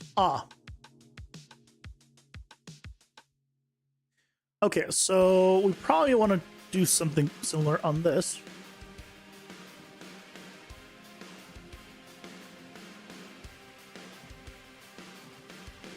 Can I...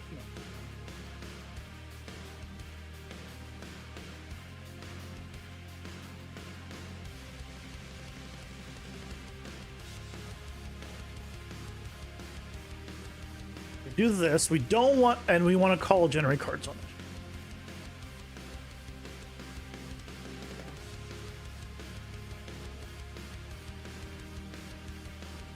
And then when we swap to it, we probably want to call generate cards on whatever one it is. So here,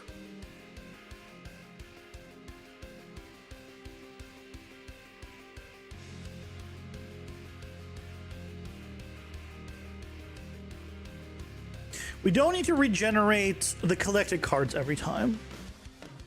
I guess, do we need to regenerate the... No, we don't need to regenerate them every time because they shouldn't be able to be modified during this. So no, this is fine. This is fine. Okay, one more try.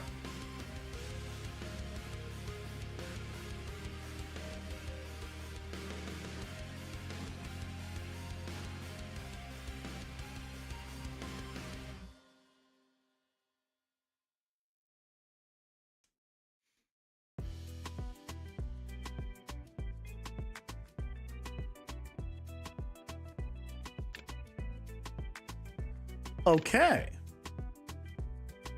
Why is it not lined up the same? Oh, because different configuration. Here. But there's our cards. Right? I cannot do anything with them. But they're here. Let's go ahead and press 8, select one. So we have damage boost, culling strike, and speed. Doesn't matter which one I grab, but now I don't see those 3, and I got damage boost. So if I leave here and I press 8 again, I can get temporary invulnerability, critical chance on both. And then if I come here, it is no longer those 3 are no longer here. Excellent. So that's working.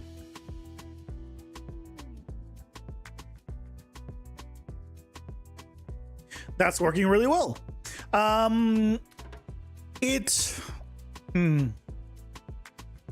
The one that I had open last, or selected last, is the one that gets reopened too. So if I was last looking at my currently left cards, it will reopen to that. Is that good or is that bad? Do we want it to always open to the first button? Does it matter? Probably doesn't matter. Yes, you can.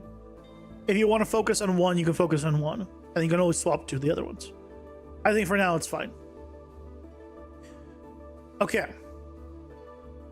So with that working, with the next one we need to save is which cards were discarded.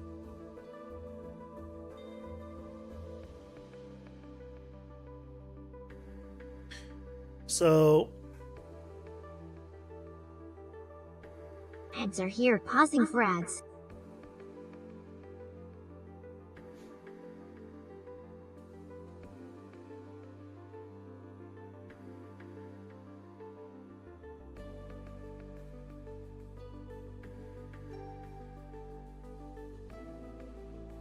Addies. It's Addies time.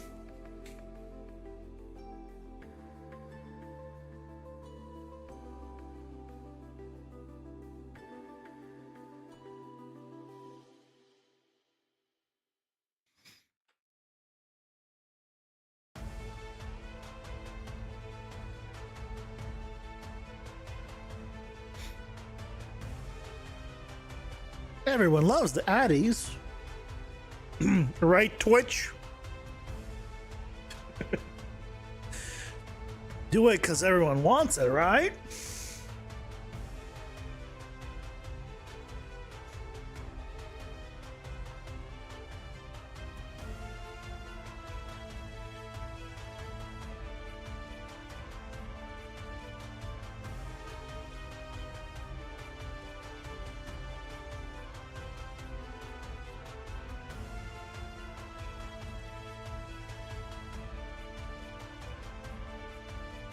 Okay. So now, come here. We add discarded ones here. Variable.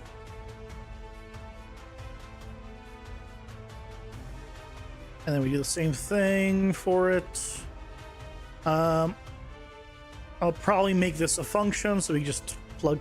Oh, we can't make it a function because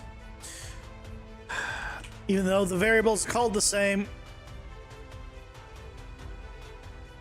doesn't quite work that way.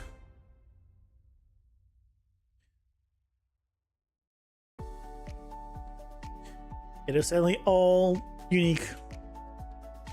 Or generate.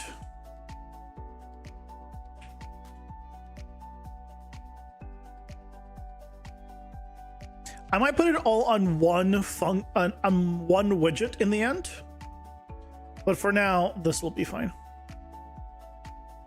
Okay, so the discarded cards basically are only the ones that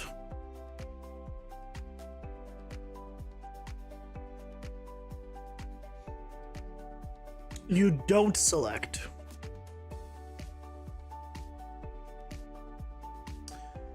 But I think I can just grab them already.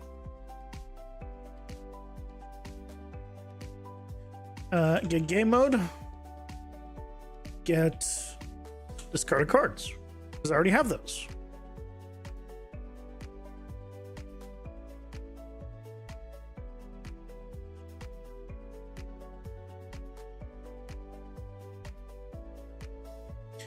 And before I forget,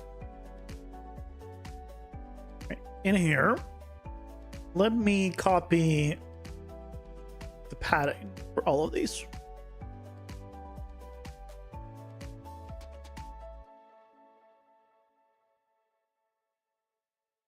And also, let's make these a little bit smaller. Let's make them like 50 by 50.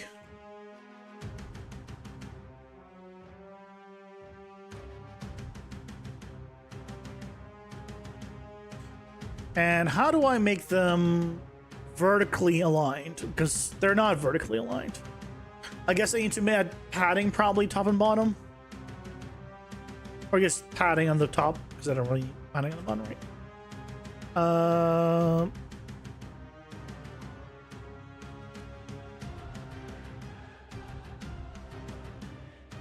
Is that roughly in the middle? Well, I guess I need padding.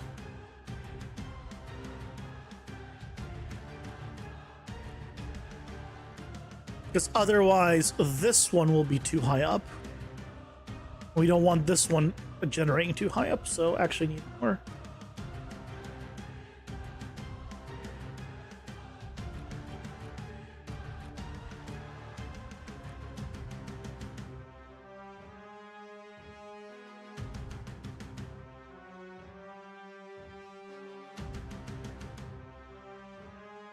Okay, let's try this.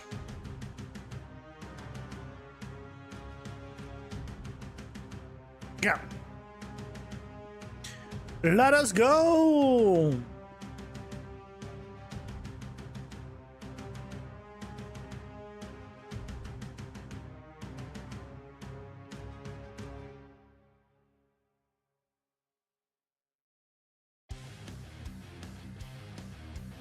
There it goes.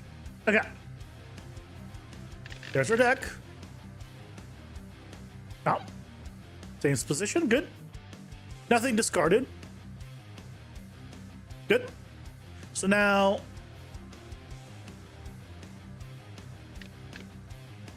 Oh, if I press tab... All right, tab here doesn't work. That's fine. So for now, I add a card. So if I get armor, stun, and build up, armor, stun, build, and critical damage up, it's this last one, should disappear. But armor and stun buildup should go to the discarded.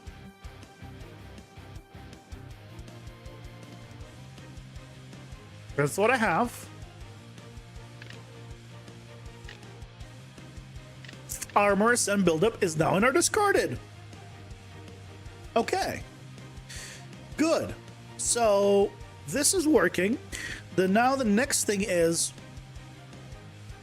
when we remove them via shop or any other means, they'll become burned cards. And then that will be the last, but so then they'll be removed from here and put in the last one. Okay. So far, so good. And I think we can do that probably relatively easily. Because I have... we just need to look for discarded cards, and I need to. I want to add. I want to remove from discarded cards. Right here. So it will remove it, but all we need to do is also add it to another list, and that list will go in the game instance. We'll call this dungeon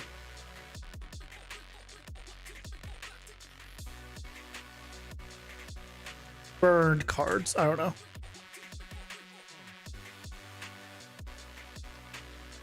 And then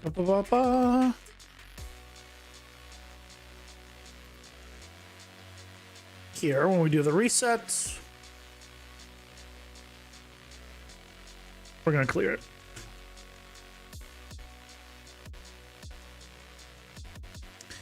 Okay. Then we need to do get here, I'm just gonna actually duplicate this. Get burned dungeon carts.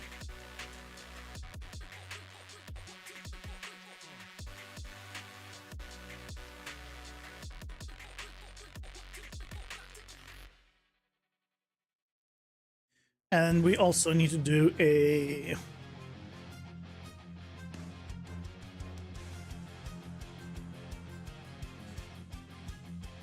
add card to burned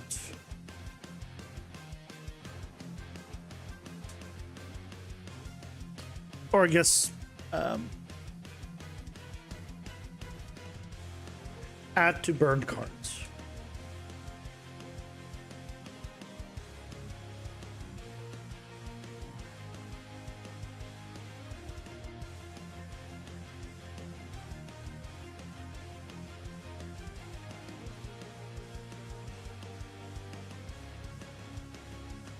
Yeah, Leo, have a good night. Thanks for stopping by. Get some rest, get some sleep. Sleepy time, best time. Hell yeah.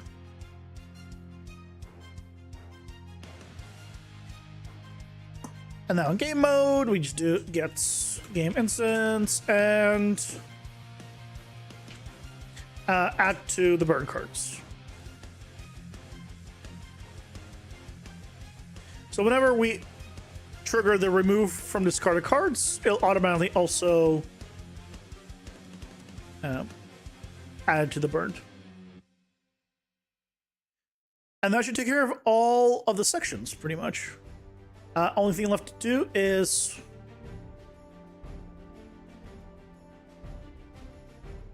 just make one of these for burn cards.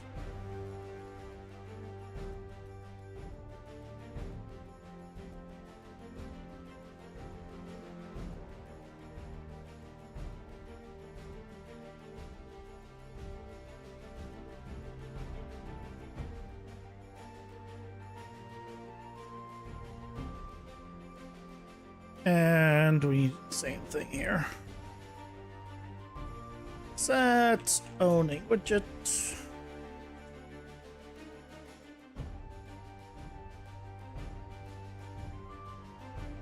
I'm not sure if this is even needed anymore, but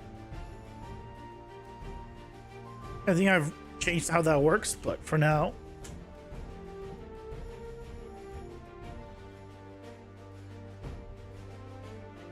We will do it still. Okay. So that should take care of you. And then here.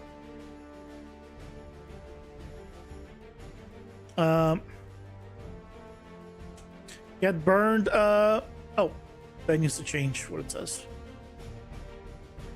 This card to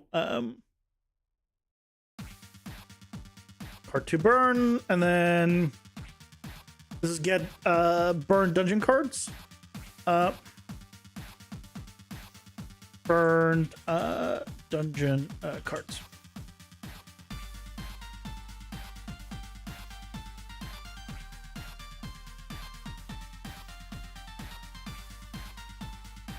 Okay. Looking good. Okay, so now with theoretically all 4 buttons are working. This last one's a little bit tougher to test, but I trust it. We'll test it another time.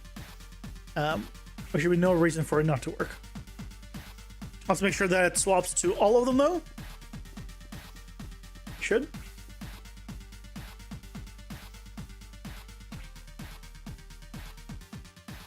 And then we'll look into the animation thing, because I am curious still. We'll ask Grok. The all-knowing. Okay. Looks good. Huh? Okay.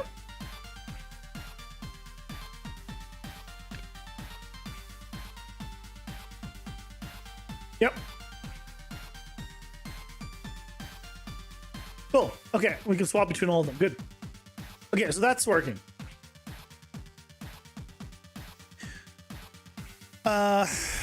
Let's find out. Can we animate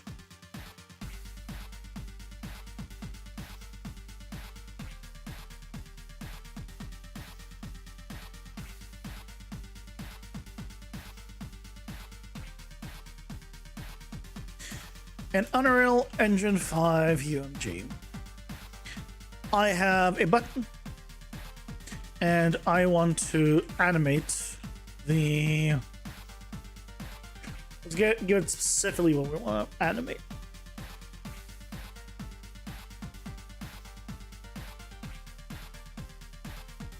And that is the appearance style image size. Appearance style image size. This is so I can animate the button bigger, or I guess wider and narrower, while pushing the buttons on either side. How can I animate this?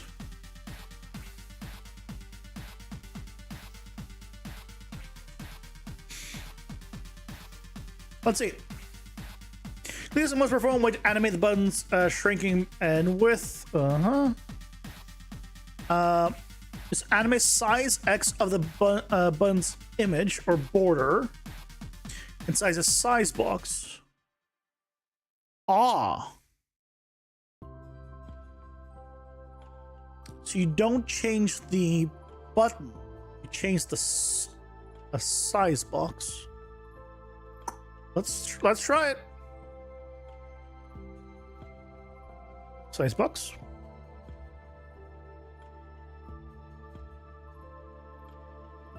So, right, with overwrite can be done here. Let's go to window, animations again.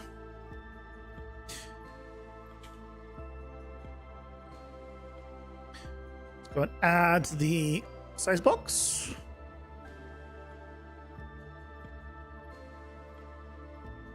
And we want to do the width override. And we can set that. So if we made a keyframe here,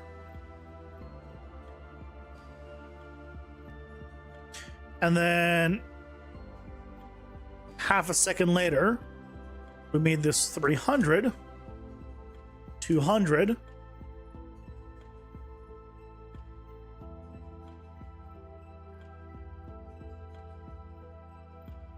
that works really well. Okay. Cool. Okay. Good to know. You can't animate that, but you can animate the size box stuff. Okay. That works right. Now, I want the button to have an image. And when it expands, I want the image to be aligned to the left. I guess what I need, can I just, before I even do that, what if we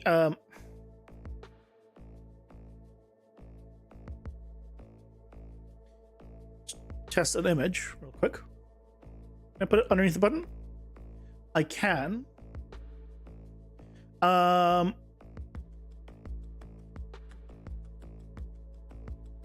don't like what it's doing. 0 padding, please. Why did it just do this to the button? Why is it not filled in? It has 0 padding.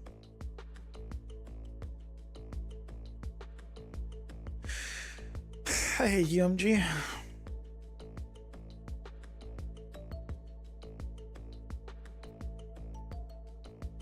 Why? Why don't you take...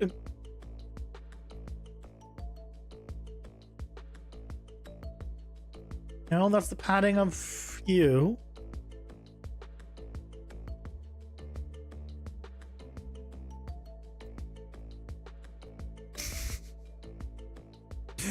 Why? Why don't you just...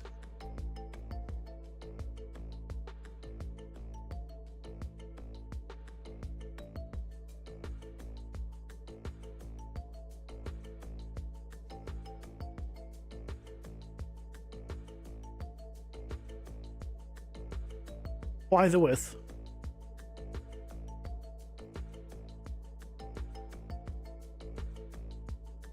So I can make it a stay on the left, but now I need to make it encompass the entire thing. Okay, what if I gave it a picture?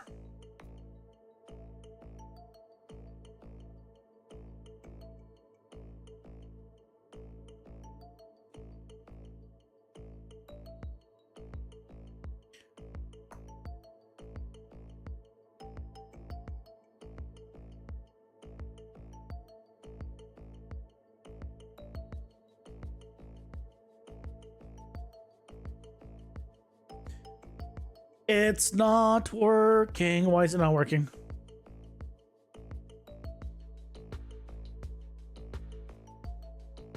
Okay.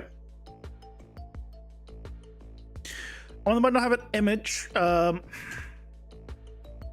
across the entire button. I put an image under the button. And for some reason, it's squashed horizontally despite no padding. Shit. Because the button widgets force their single child, your image, to stretch and fill the entire button by default, even if you put the image directly under the button. It gets overridden by the button's internal layout rules.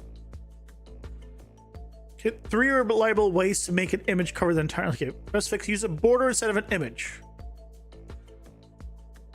Inside your button, keep the size box exactly as it has been. Delete the image widget. Add a border as the only child of the size box. Okay. I'm going to also want text to appear as the button gets wider. I mean, all this, what's the best setup? It's good so far. Everything sits inside the horizontal box, so neighbors get pushed when this button grows. Okay, size box, then overlay, then border, and a text block. Okay.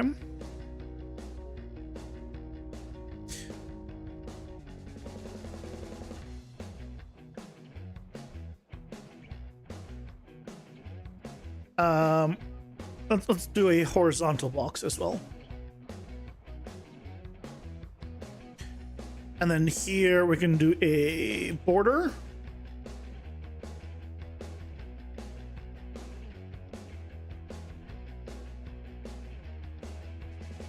Let's turn off the padding.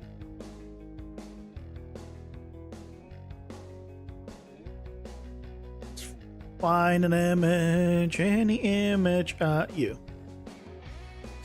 Image size,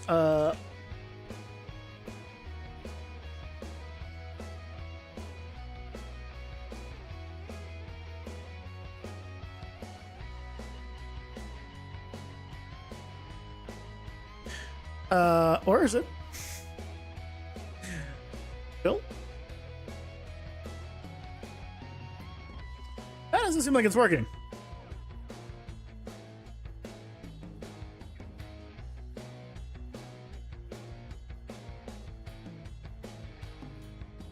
What if we just pick a different one? This image.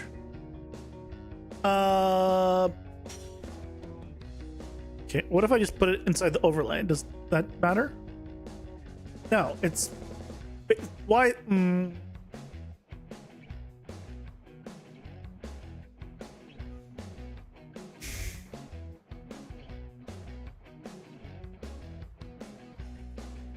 Why?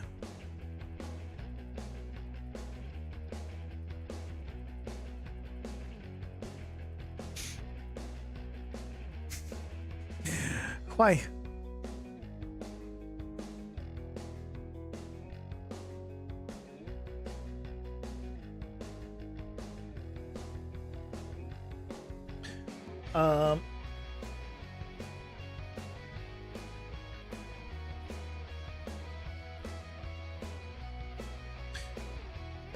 Draw us image. Your image. Image size, exact size. Of your source texture.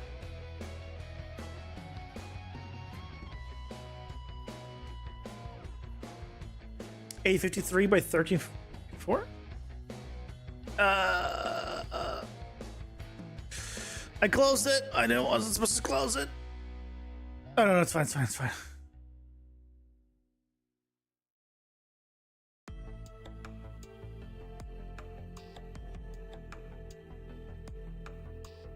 Okay, that doesn't help. Margin 0. Horizontal stretch, vertical stretch. Yes. All of that is accurate.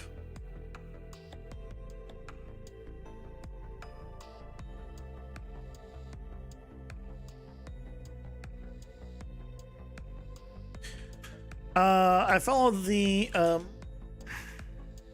border values exactly, but it's a tiny dot in the middle.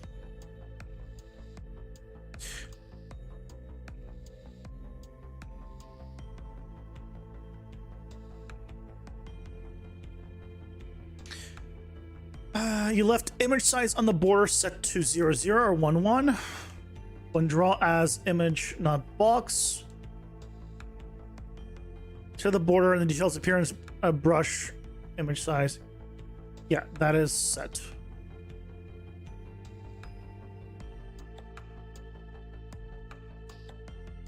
You actually set the border's horizontal alignment or vertical alignment to center instead of stretch. Nope.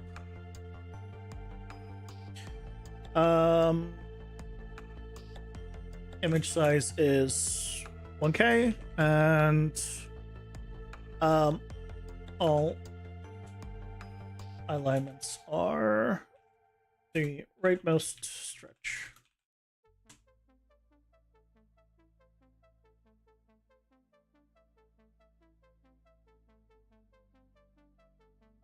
Borders being forced to size 0 because its parent, the overlay size box, thinks the border has no desired size. This happens when draw as image, not box, because a plain image border has no intrinsic side unless something forces it. Switch the border to box instead of image. Okay.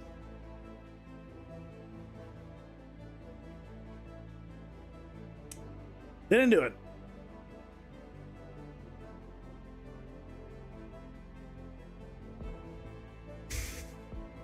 Why is this so... Oh, hold on.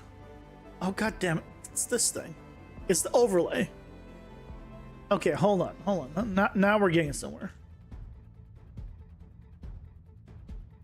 But this has the same issue now.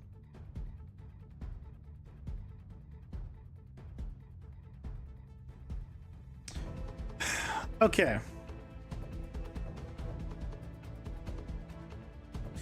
The problem was the overlay padding, or now fixed. But border also has the horizontal squish. God damn it. Why, UMG? Why?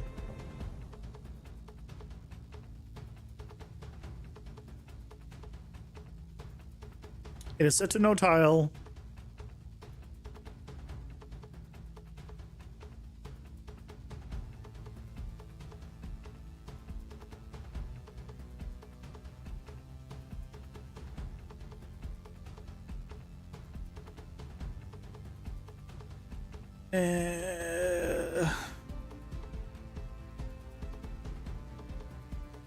Is there a way of me putting two images on top, two things on top of each other?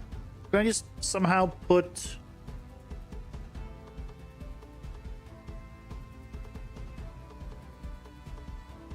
like without having it be underneath like a child of it?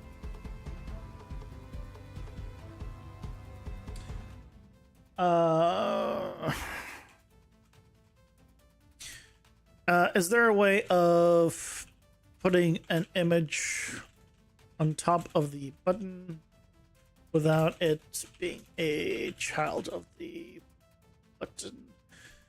Oh no, it has to be a child of the button. Just needs to move with the button.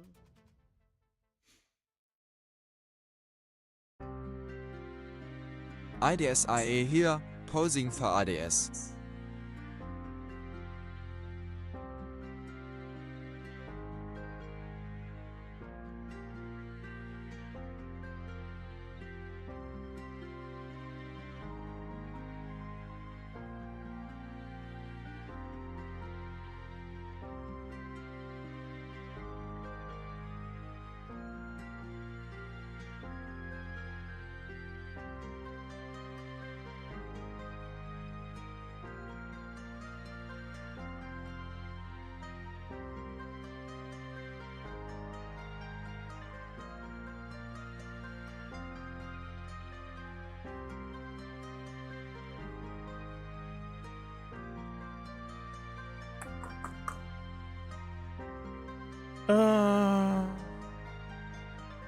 Why is the button like this?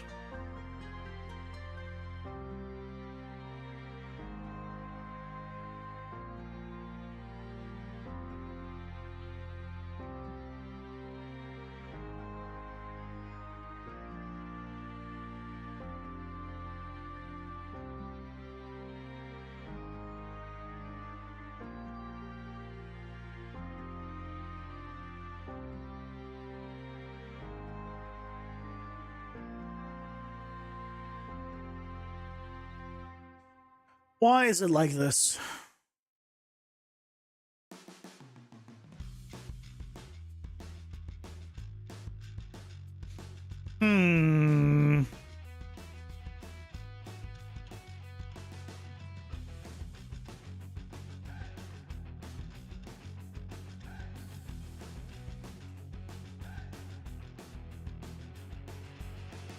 I'll try to get it to search.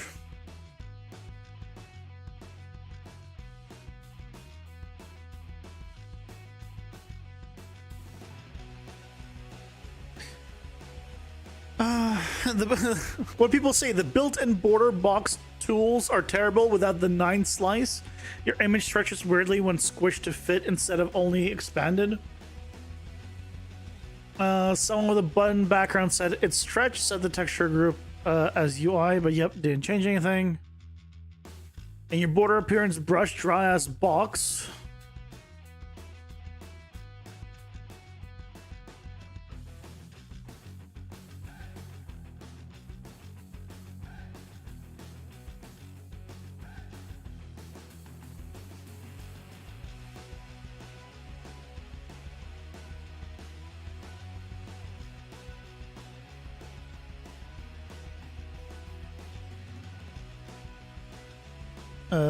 Ba, ba, ba, ba, ba.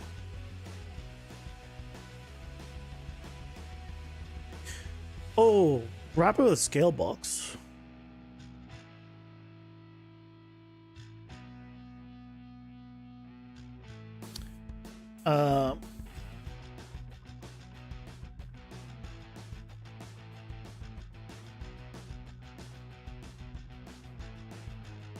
Or better yet, can we wrap it with a size box?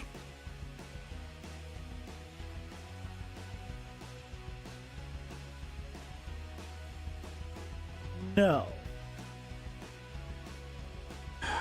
Oh.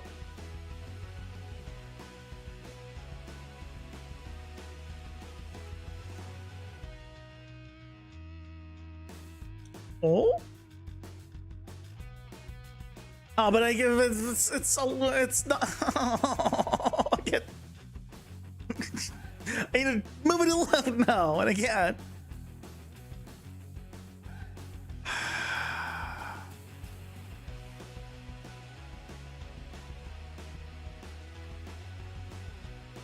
And here, size block doesn't do anything.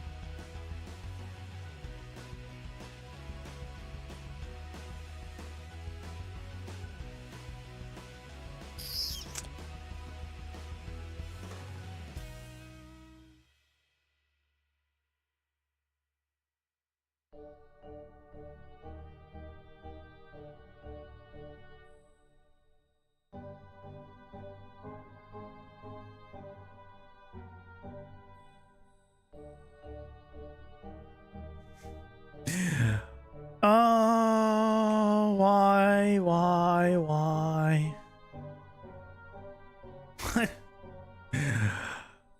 Oh, this is not where I thought I would have all this trouble. Jesus Christ. It's a border, whether it's border or anything else, it doesn't freaking matter, because apparently it doesn't want to.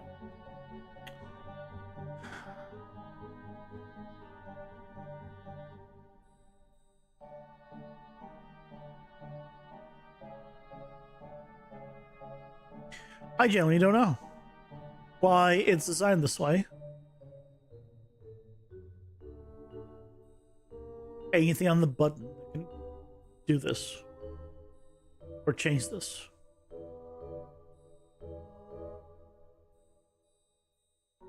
All this does is change what is actually being seen. That doesn't help. And that's the normal one. Obviously, we're not even going to see the other options. In this version, normal foreground doesn't, like, none of this changed anything. Color opacity, background is focusable.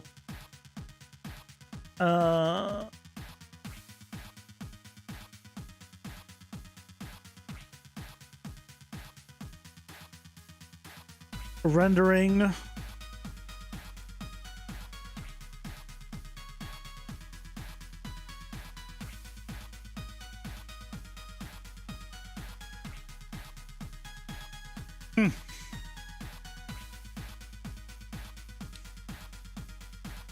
Okay, it's not working as a child of the button.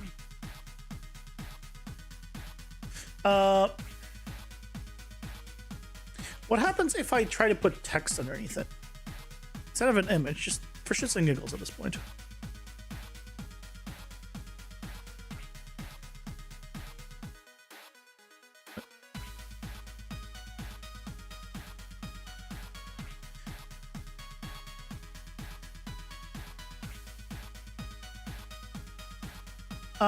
Text would go off screen, like off screen, basically. How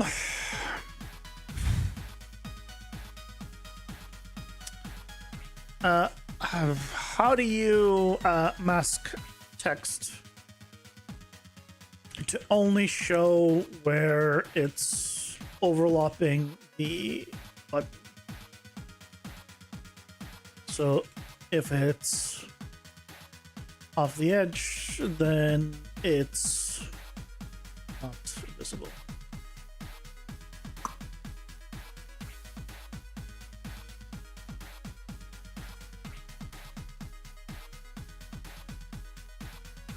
A clip box or retainer box with clip mode.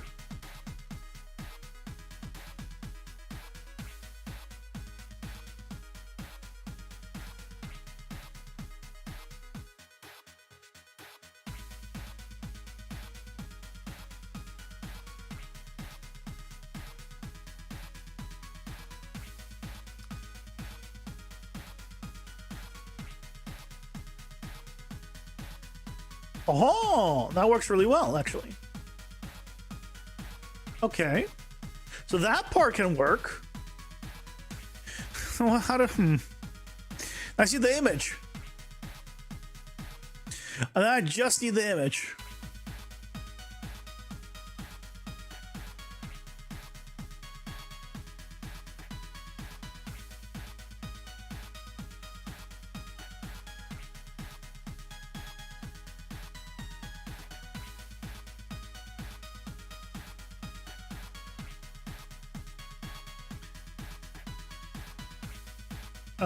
Why is it no longer cut out? It's because... Oh, does it need to be multiple retainer boxes? Or I guess I need to put it above the horizontal box.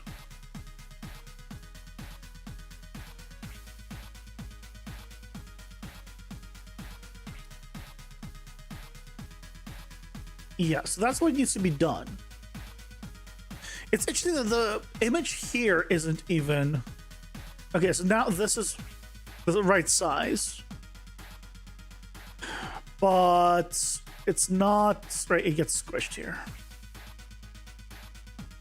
So how do we do this? There's a border on this. I swear there's a border on it.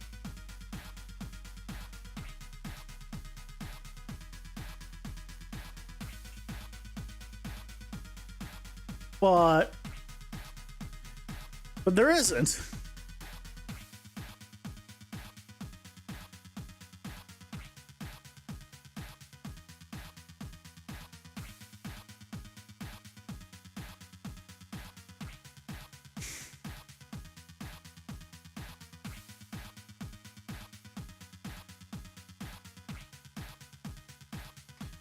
Corners width here. Yeah, even if I change the... Yeah, it's on the border.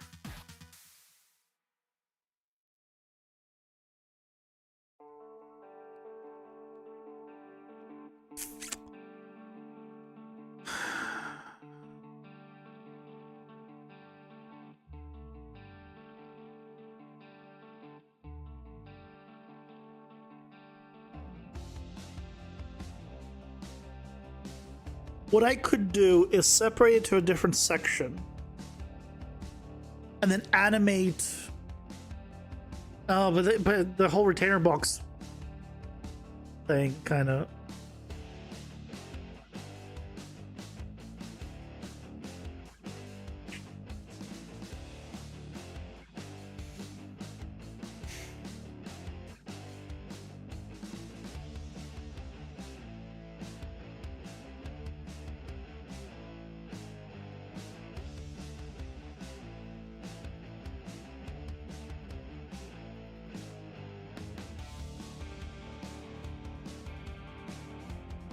Okay.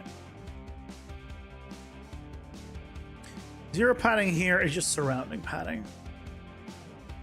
So that doesn't do anything.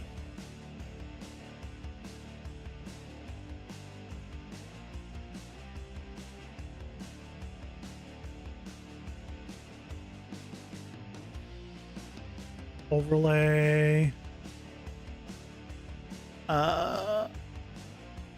Okay. Painter box has no... Okay, so now it has no... anything. Can I do wrap with a size box? No. Size box here doesn't work. So already on the overlay, we cannot do a size box.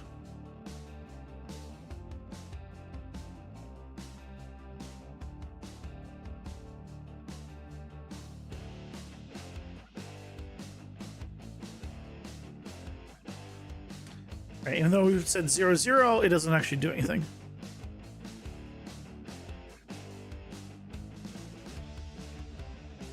Scale box? Scale box doesn't solve our problem either because it's the gap there.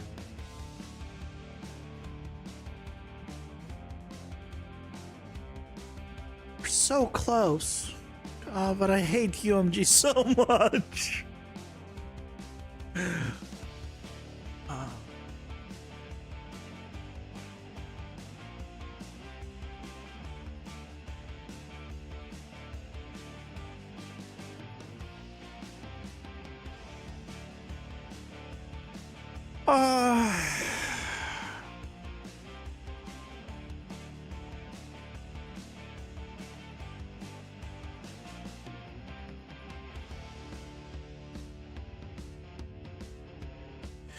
That wouldn't work because that also stretches like text and all that. And we can't do it to the image because then it has overlaps everything. And it's correct when it's stretched out.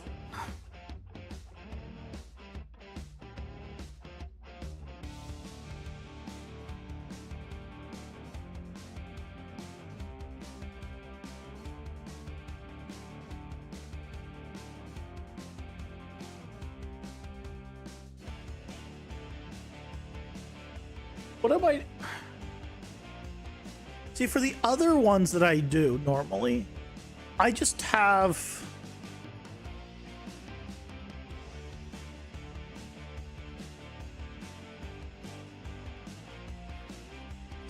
Normally, I just have the image on top of a button that's separate. But in this scenario, where I need it to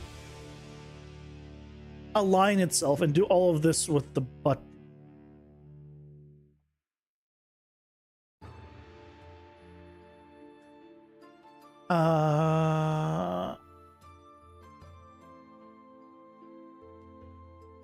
what if I can't put in multiple under size blocks? Well, what if I did an overlay here?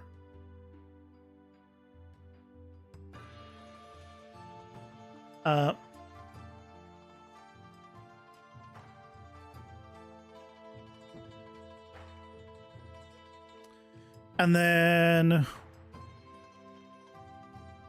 I move this here. Oh my god, that could work. Oh my god, that could work. Hold on, hold on. We could do it this way. And then I just need to do this. Rounded box.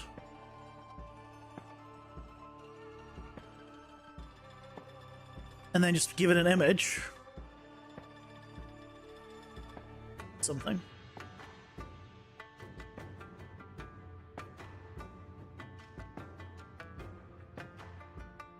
Uh-huh. Oh, I did it. I figured out the solution. God damn it.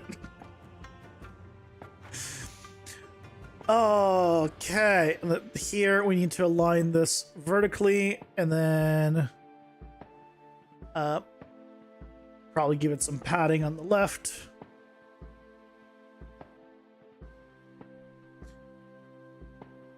And then, for example, this is going to be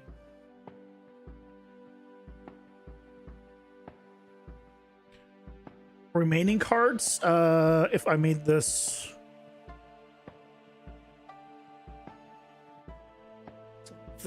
align center.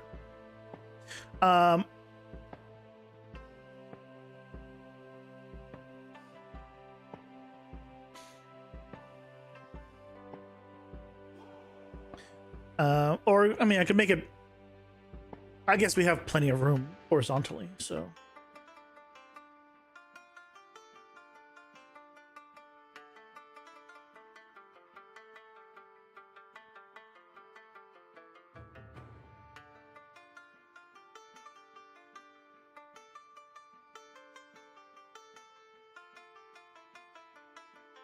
And now we have, if I hit play, I did it. Oh, so the freaking system has to be a size box which is the one that you're animating. Then an overlay inside the size box, so you can put a button and then a retainer box underneath that overlay, because you can't put this retainer box and all of this below the button for whatever reason. And then the retainer box cuts out where it's outside the bounds. And then you have a horizontal, there you go.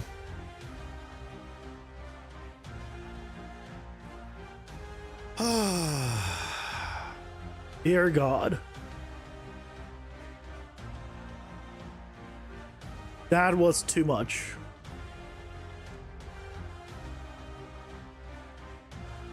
Let's go ahead and just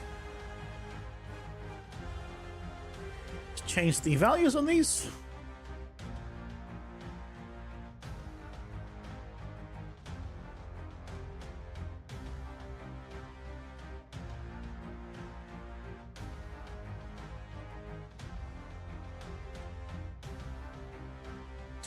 And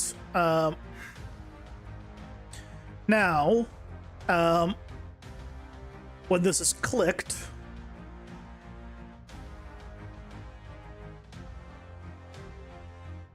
this is the cards in deck.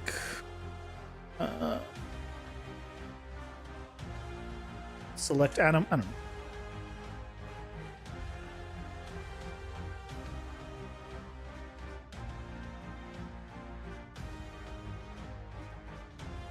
We take this and then we do play animation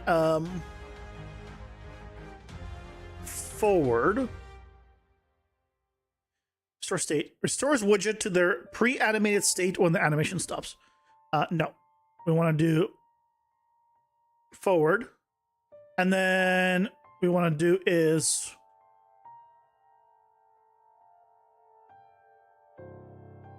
play animation reverse.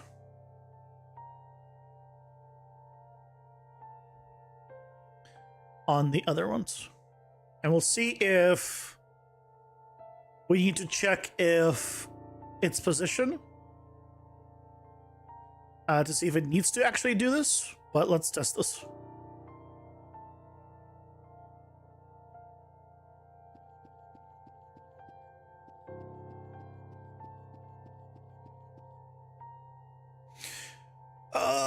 Right at the end of this stream, I managed to figure out the solution. Oh, that's good. I'm glad. Okay. Oh, okay. So it does replay. Oh, like, couple things. First of all,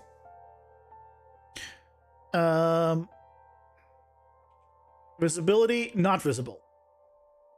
Not hit testable, please. Not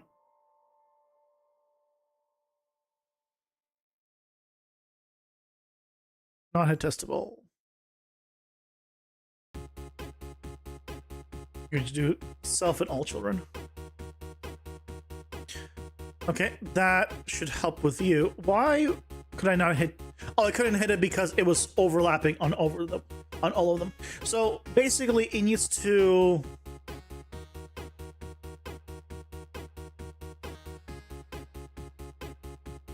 I need to check the animation position.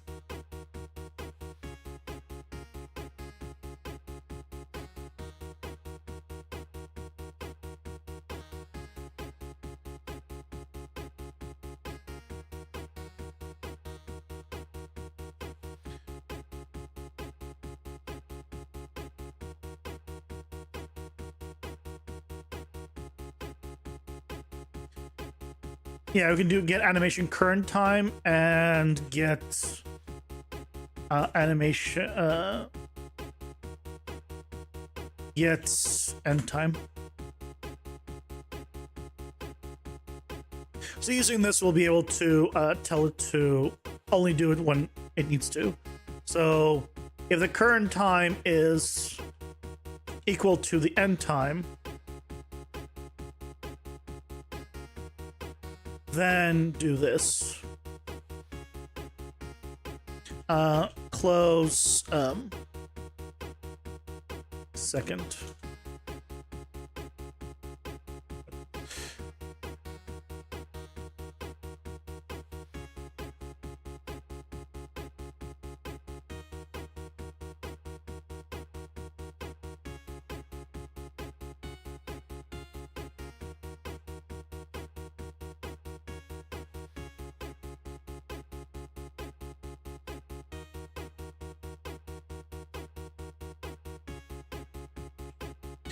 Final test. Da-da-da-da. Da-da-da-da. I don't know how the melody actually goes. Don't look at me. Don't look at me like that. I'm not musically inclined to be able to recreate it. Even if I just heard it, I still wouldn't be able to recreate it.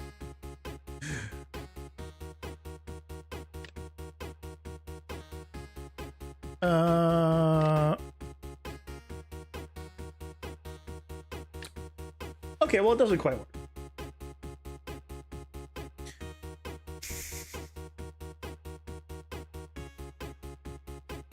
Damn it.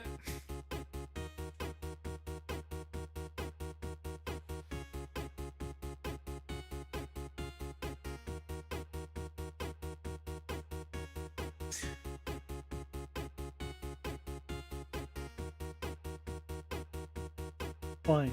Why doesn't it work?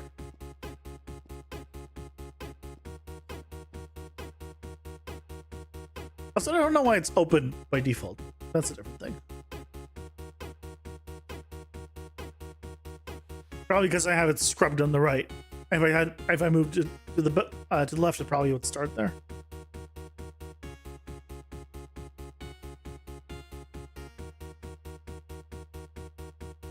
Zero to 0.5.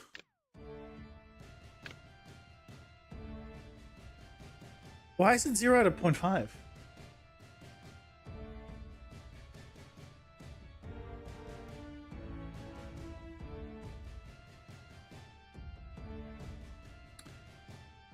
Target itself. Okay, well, this is not working.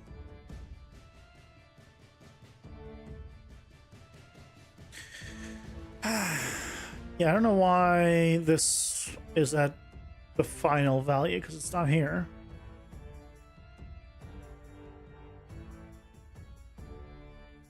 What? Oh.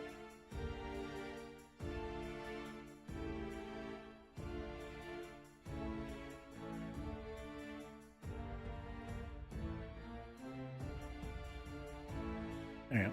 Anyway, we'll figure it out come Monday. Get animation current time doesn't seem to be working, so we'll need another way of telling when the animation needs to be playing versus not. But we figured it out, and I'm glad for that. We're like 95% of the way there, which is freaking amazing. So,